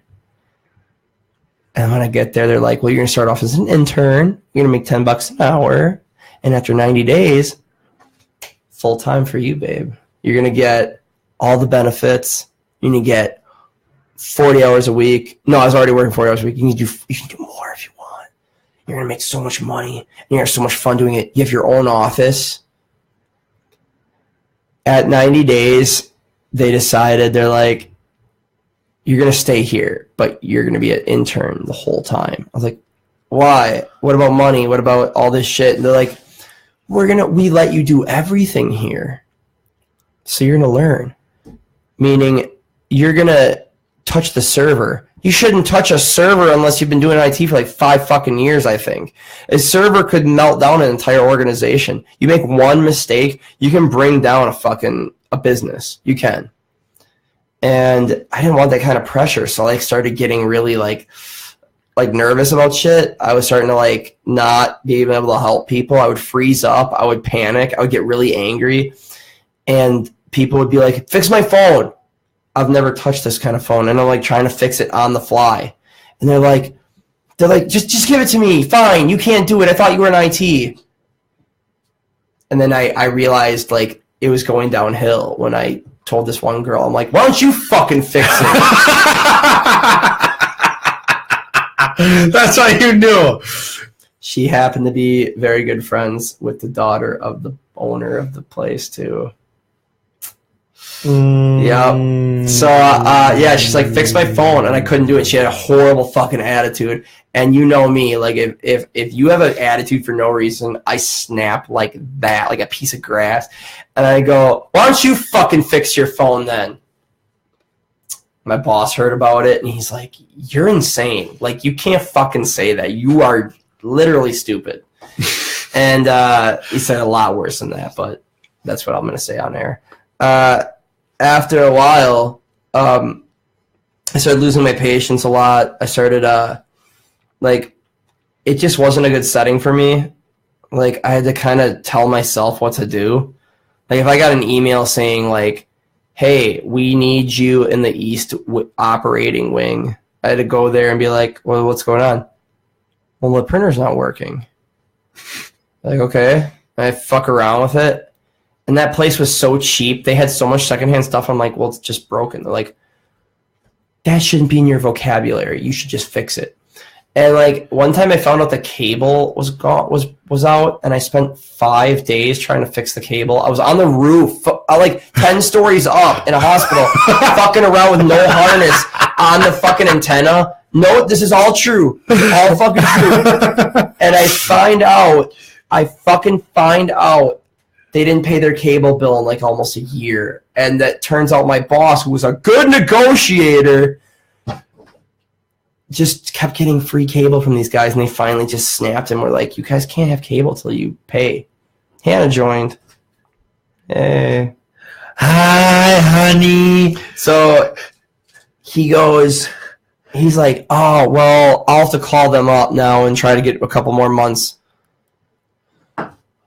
I'm like, I almost fucking died. And he goes, you are fine. One of the worst experiences I ever had there was a printer, a Zebra printer. It was like this fucking big. It printed out wristbands. It didn't work. I did everything I could. I was on the phone with some guy in India for like 6 hours straight once. I worked on it for like 3 weeks.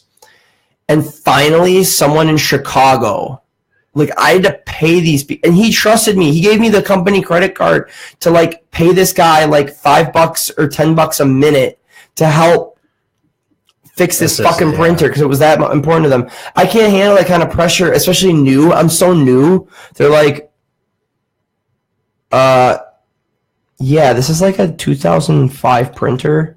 We don't make the drivers for this anymore. It will never work again. I spent that long and that much money to figure that out. So eventually one day, and this is my fault, I was fucking around one day and I was in one of the wings and I played a game of pool by myself at one of the pool tables in one of the hospital wings. There's no one in the whole wing. It was like they moved everything out of it for some reason. Were you on company time? Yep. Not even on break. I was so fucking sad and so depressed. I played pool and I never told anyone about it. I don't know if someone saw me. I was in a room like way off in the back of like an empty wing. I'm not saying this is their fault. I'm taking full responsibility that I fucked this up. Oh, this is way my fault. I'm not blaming anybody for that. I was so depressed and so aggravated for working there. I'm like, you know what? Fuck it. I need to play some pool. I turned on the Eagles on my phone. I just shot some balls around for like maybe 5-10 minutes.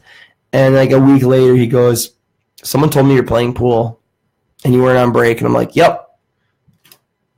Sorry. He goes, get the hell out. So I left, and the next day he goes, listen, you're going to keep working, but like you got to find a different job.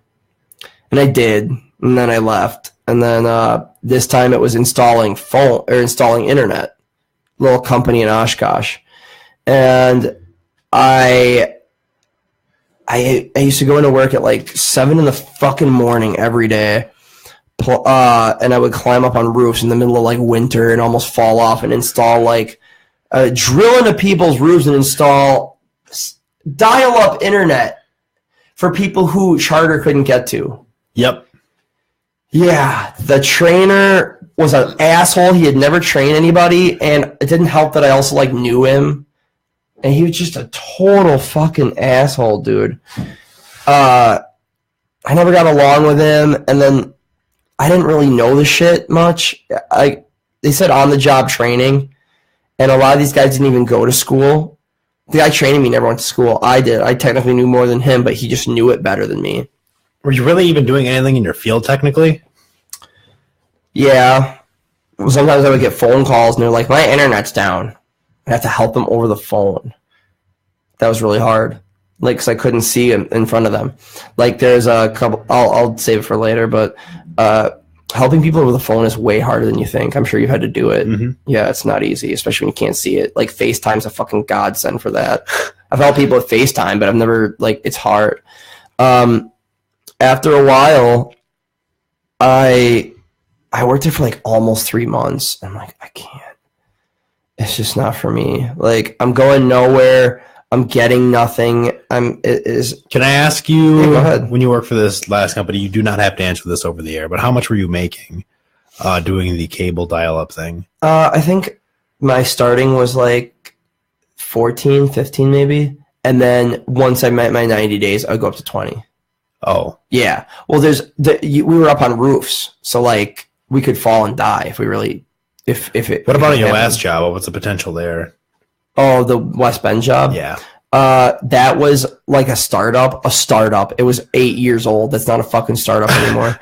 No matter what they say. Yeah. They probably still say it is, and it's 20 years later. They had did this trick where they said you're an intern, but we're letting you get hands-on with everything. So we're going to pay you way less than what you should have, but you're also going to learn more. That's the trade-off. fuck it. I didn't get a raise. I worked there for over a year. I didn't get a raise. I didn't get anything. Benefits. No, nothing. And I was just your $10 an hour. Yep, just $10 an hour. And like I was surviving, but I wasn't living. So like that's when I really started to realize that like I had to start caring about myself rather than just having a job and staying afloat. Like there's that line, I learned that from The Offspring. There's more to living than just surviving. Meaning like you can't just survive while you're alive. You should live. Like you should fucking have some fun. Like these posters, like I'm living. Or this is living. The video games are living. Your band is living. Your school is living. Your work is living. I think you enjoy your work. You don't have to answer that, but I think you enjoy your work. Yeah, otherwise you wouldn't be there all the time. Right. You are there all the time. That's good. I respect that. And like, that's when it really got into my head. And like, I'm such a fucking late bloomer from that because my dad never like said anything. And I looked up to my dad as like such a hardworking guy, but he let people walk all over him so much. And he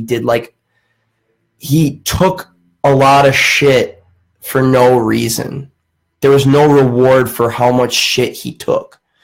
And his philosophy is like, just let it happen, let it roll off you and let it go.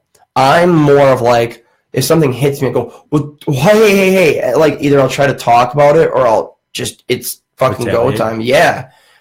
Like, yeah. So, I couldn't let it go. And I started thinking, I'm like, I need to start making some fucking money. I need to start buying things that I like. I need to live while I'm alive because you don't fucking know when your time is done.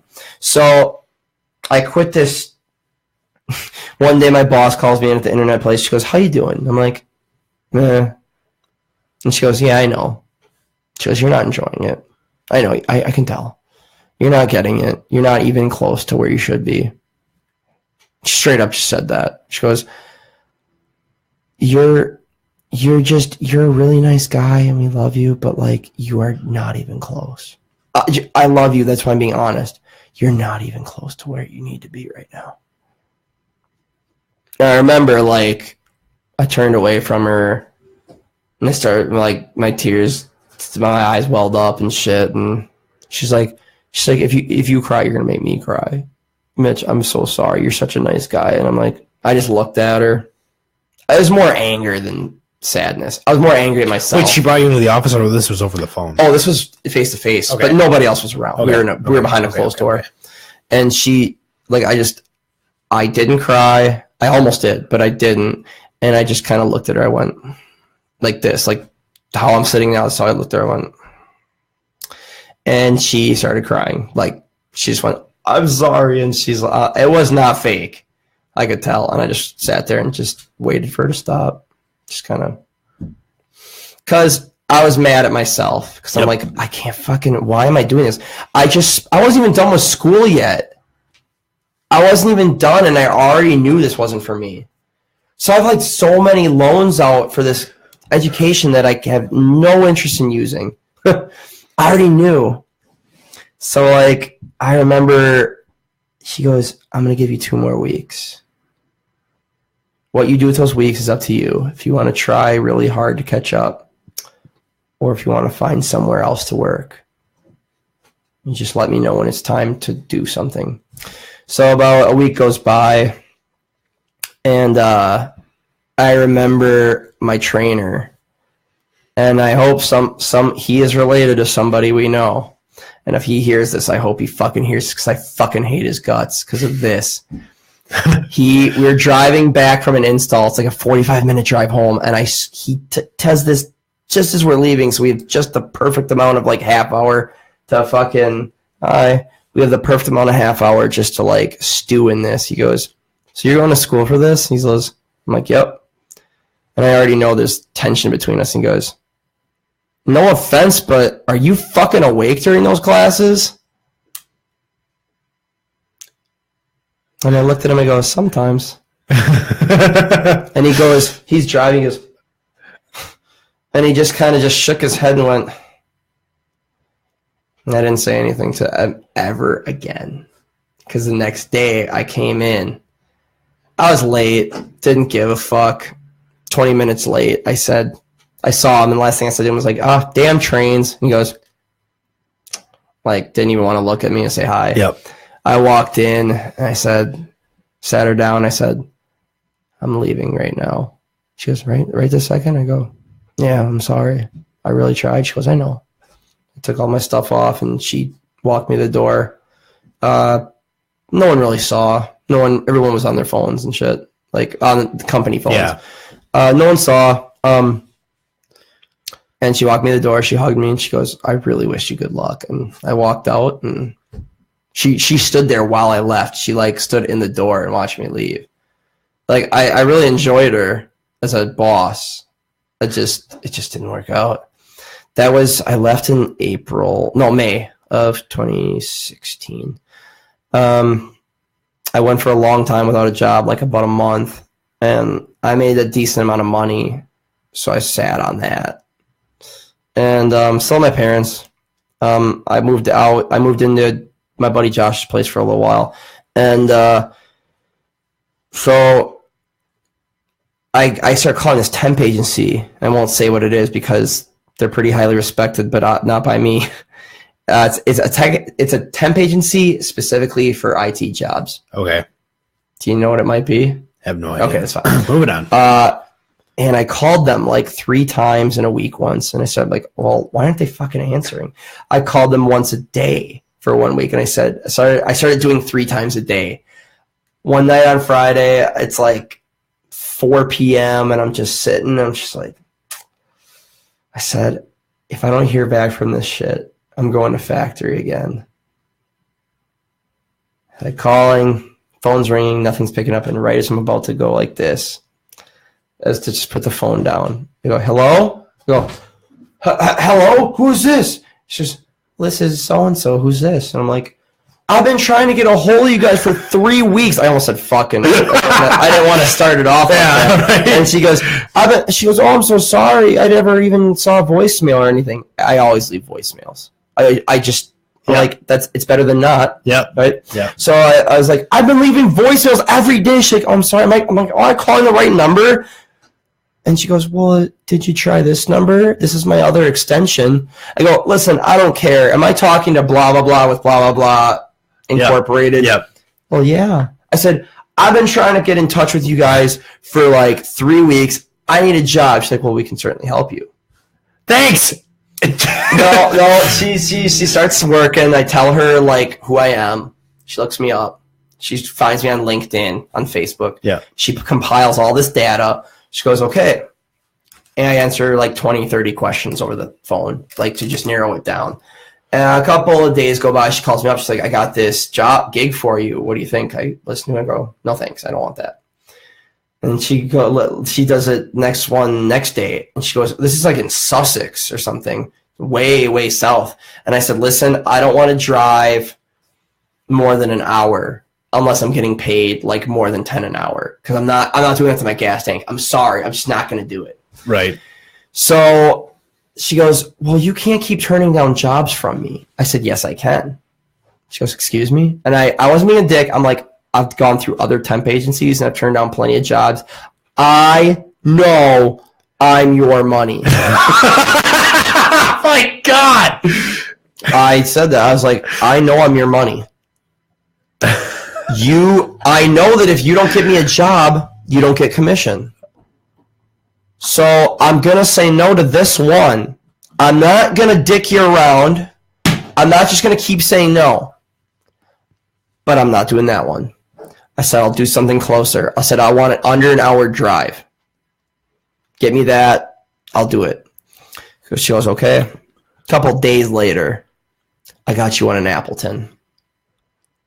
Major company. I'm not going to say the name, but it's a major company. Starts with a...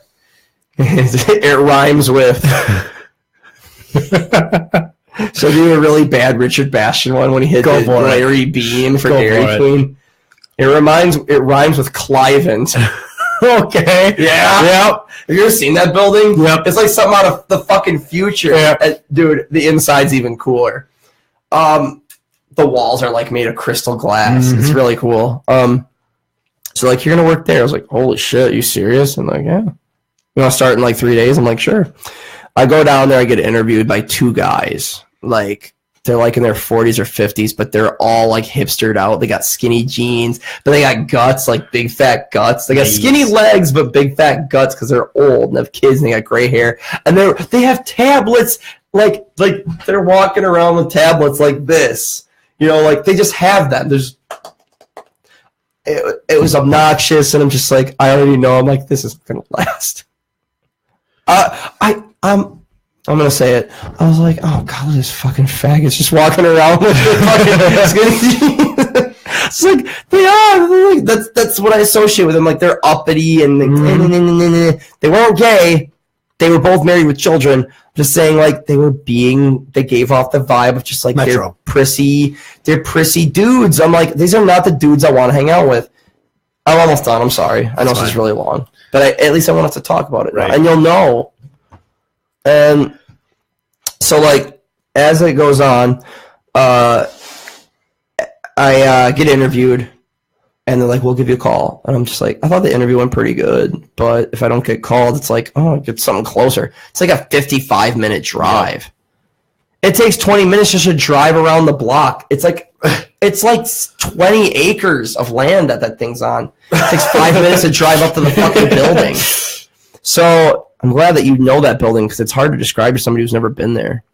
So I go and I say, well, I hear back from them. They're like, we'd like to offer you a position. I'm like, oh, that's awesome. How much do I get starting? 10. Like, oh. And they heard that and they're like, if you wow us in the first 90 days, you can get hired on faster. Our work does that. You can get hired fast in 90 days. Yeah. If they like what they see. And then it's what they do at Clivent. And they're like, if we like what we see, we'll hire you on right away. This job was sitting in a cubicle answering a phone. And it was the first couple times I did it, it was so like, they're like, you're going to be taking tier 1 calls. I'm like, okay, so it's going to be pretty easy, right? I'm like, well, maybe. And they're like, yeah, my printer's not working. And I'm like, okay, well, can you unplug it? You can't say that. You have to do this thing. You have to look up. They have their own Google thing there called the KA or the KB, the knowledge base. Okay. And it has KAs, knowledge articles. And it's all of these fucking articles that people have added there. So basically, like, the page was blank. And then the first problem was like, well, the computer didn't turn on. Okay, you write that down. And then it goes, well, why didn't the computer turn on? Solution, your brother's watching. Hey, man. Hey. Oh, hey, there we go. He goes, I waved at this thing. He goes, well, and then it goes, oh, it was unplugged. And then that was solution, and then the date is recorded by it. And then since then, the book has expanded. Yeah. So you have to go on the knowledge base, and you have to find it, and sometimes it doesn't work. Sometimes it doesn't Google right. And you're sitting there, tap. And sometimes there's just no fix for it, for what your problem is. So you got to just wing it. And the whole time, your call is being monitored by other people who are grading your performance. Yeah. Dude, it was so bad, and I just couldn't get the hang of it. I was so fucking bad at it. And, like, every couple of days, there was, like, this new program that I had to download that no one else had that, like, well, you can download this from a website, and it'll help you monitor this guy on his ticket. And I'm like, have you ever done it? No. Well, why am I doing it? They're like, well, we've never seen this before. And I just didn't have the mentality for that, you know? So, like, the breaking point was I was supposed to leave at 5, but you had to stay on your phone until like 4:59. You get to leave. You get to turn your phone off at 4:59. Yep. Okay, so I'm sitting there. 4:59 rolls around. I go to unplug the phone, and I get a phone call. And there's a really, really old guy. He's like 60, and he goes, and he had this picture when he called, and he just looked like some prick in a suit. He's a fat old guy, and he had a southern accent. He goes, hey, yeah, I'm trying to access this PDF file. Well, my son's going to try to study for the ACT, and someone sent him a study guide. And I go, okay, well, what's your problem? And he's like, I can't open it. I go, okay, well, I'm going to remote in your computer. I remote in, and I'm looking around. I'm like, oh, yeah, you don't have the specific permissions to do it. He's like, well, then get them to me. And I go, okay. Well, I can't really do that because I have to contact the original sender. He's like, well, do it. And as I'm trying to figure this shit out, he goes, I didn't have my picture up yet because I was too new. It was like 2 weeks in. He goes, why don't you have your picture up there so I can see you? And I joked around with him. I'm like, I like to remain anonymous. He goes, well, if you screw up, I can report you then. And I go, oh, well, what if I did a good job? He's like, well, you're certainly not doing that great now. And I said, okay, well, do you know the guy who sent this to you? He's like, no, I don't know him. I'm like, you don't have his phone number or anything? Because I do have to, like, call this person to send permissions. He goes, I already told you, dude, I don't know him. And I'm like, well, you shouldn't be opening emails from people you don't know. It's like, oh, okay, so I should just let my grandson not study for the ACT. It's just one fucking, like, little argument thing after the other. I ended up staying there until, like, after 6. And he's like, well, I got a dinner date, so thanks for making me late for that. I'll be calling back. And I go, okay, I'm really sorry. He's like, yeah, whatever. Click, hangs up. I am the only person left in this whole place. I've only been here 2 weeks. The doors are starting to become locked by the janitors. Like, this is Friday. Yeah. Summer. I am still here. I am breaking a lot of fucking rules. I get home. The pedophile file. Oh, God. So I get home, and, like, I got this email from one of my bosses saying, I just got a notification that you were clocked out, like, an hour late. And I'm like, yeah, I tried to explain to him. He's like, well, if that happens, you have to kindly explain that you have to leave. And I go, this guy would not let me leave. He goes, it's not out of your control. Do it right next time.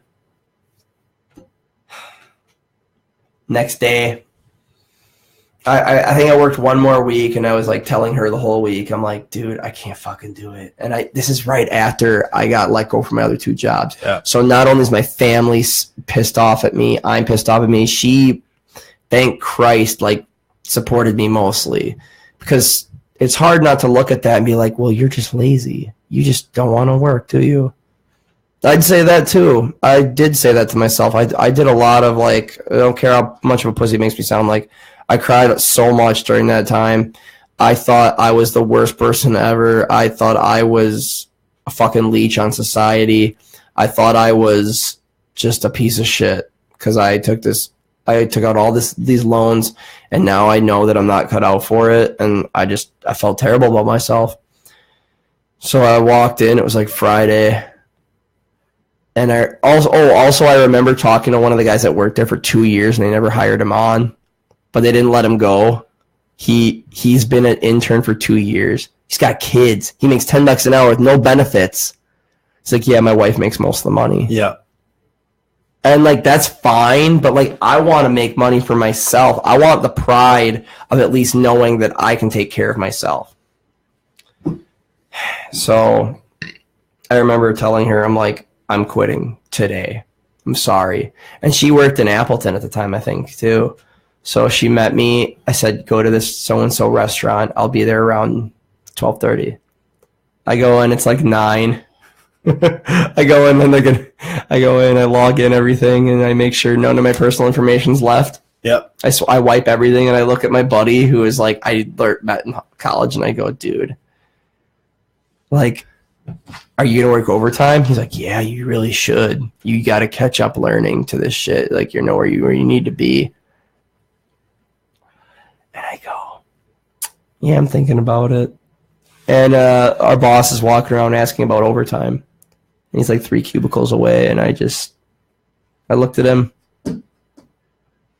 Now my heart's pounding, right? Yep.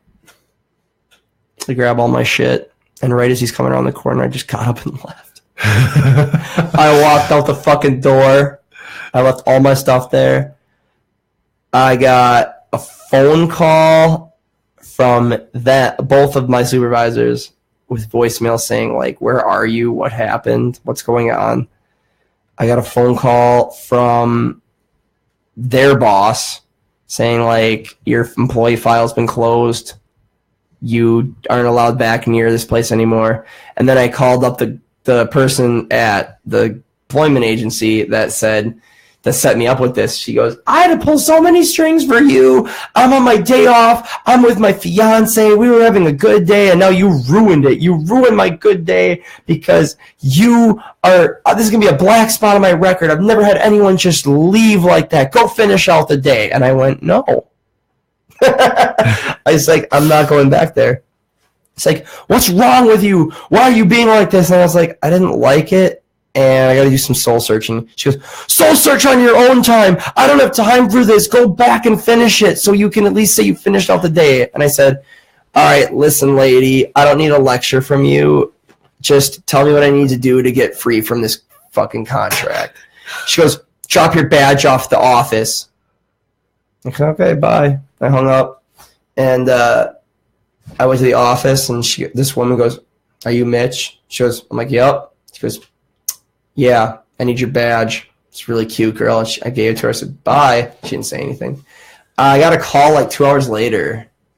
I was fucking around in the Appleton Mall because just waiting to go by her because it was only like 10 p.m. And she goes, he goes, hey, I heard like you had a fallout with one of our employees. Can you talk about that? I'm like, no. Why not? Because I don't want to. I don't really like your place, or I don't really like you either, the sound of you. I was pissed off. I was sad and pissed off at myself and just like, I don't really like the way you sound. And he goes, okay. And I just went, yep. I hung up. And then I didn't answer his call, and I get a voicemail, and he goes, listen, I'm a straight shooter. I don't beat around the bush. I want to help you in your IT career. I want to get you a job. I just deleted it. I got a couple emails every now and then from that company saying, if you're still in the business, we'd like to help you. We'd like to work with you. I understand it didn't work out with one of our previous associates. And I guess it really hurt her because they mention her all the time. They're like, yeah, I guess it didn't work out with her. And a week later, I had an interview with my factory job that I left 3 years ago to start this adventure. And right before I started, I got my diploma. Oh my gosh. Right before I started the factory job that I left to go get the diploma, Full circle. got it in the mail. And I hung them up. They're in that living room right now. And it just reminds me that, like, you fucked up so bad. But I will say that, like, if you take anything from that story, if you sat through that 45-minute fucking story that I just told, I want people to know that, like, you should do things in your life that you might not succeed at. I didn't know I was going to succeed at that, and then I thought I would, and then I didn't. But if you have, like, a fear, there's fears all over the fucking place, and we're going to face them till your last day, till you face the final fear of death. And if you don't think, if you think that you have to, if you think that, like, you're gonna have a good life just by staying in your comfort zone and not branching out and being afraid to fall, and, like, this is probably really cliche, but, like, you gotta fucking jump. You gotta fucking jump, and if you hit a bunch of rocks on the way down, you're gonna learn that maybe, like, the next rock that's about to hit you, maybe pull your leg in, because I learned so much about myself, like who I am as a person when I was going through all this shit. It took 3 years to learn a lot of shit about myself, but I did, and it was expensive, and, like, I'm paying them off. I'm making my student loans on time. I'm not in bad. I'm in debt, but, like, everybody is, and I'm not. My credit score is great. I just got to make the payments. So, yeah, basically my advice is to just do something, and then if you fail at it, don't stop, because I failed at IT, and I'm probably going to fail at this too, the whole podcast, but I'm going to fucking do it because I want to. So that's my main story. And that's it. Well, don't turn it off. Not yet. But anyways. Do more shit or what? No. I know you got to get going, so I'll sign it off. All right. I was just wondering if you had anything else to say. Nope. Okay. Gotta go. Yeah, I know. All right, this has been Weekend Adrenaline with your host, me, Mitch, and then that was also Travis. Thanks for being a guest on my first show, the intro show. I was supposed to have a different guest on, but I haven't told her yet. So, anyways, thanks for everybody for tuning in. Thanks for everybody who's listening right now, and thanks for sitting through my boring story of who I am. Yeah. You're supposed to end it smoothly. Son of a bitch. Travis. Click the button. No, but seriously, thank you everybody who tuned in and watched it. And if you guys want to ever come on and chit chat with us, we talk about everything and anything. And we can get personal, we can get deep, we can get surface and shallow and not get deep. Whatever, it's fine. We can talk about anything, and we have a good time on this shit. And I hope you guys have a good time listening to this too. My message is to just my goal is to just be as real as possible and like not censor ourselves, not be afraid to say what we're really feeling inside. And I hope that this inspires you guys to talk more and converse more face to face, because I think that's pretty neat. Travis, where are you? Are you leaving? Oh. Okay, bye.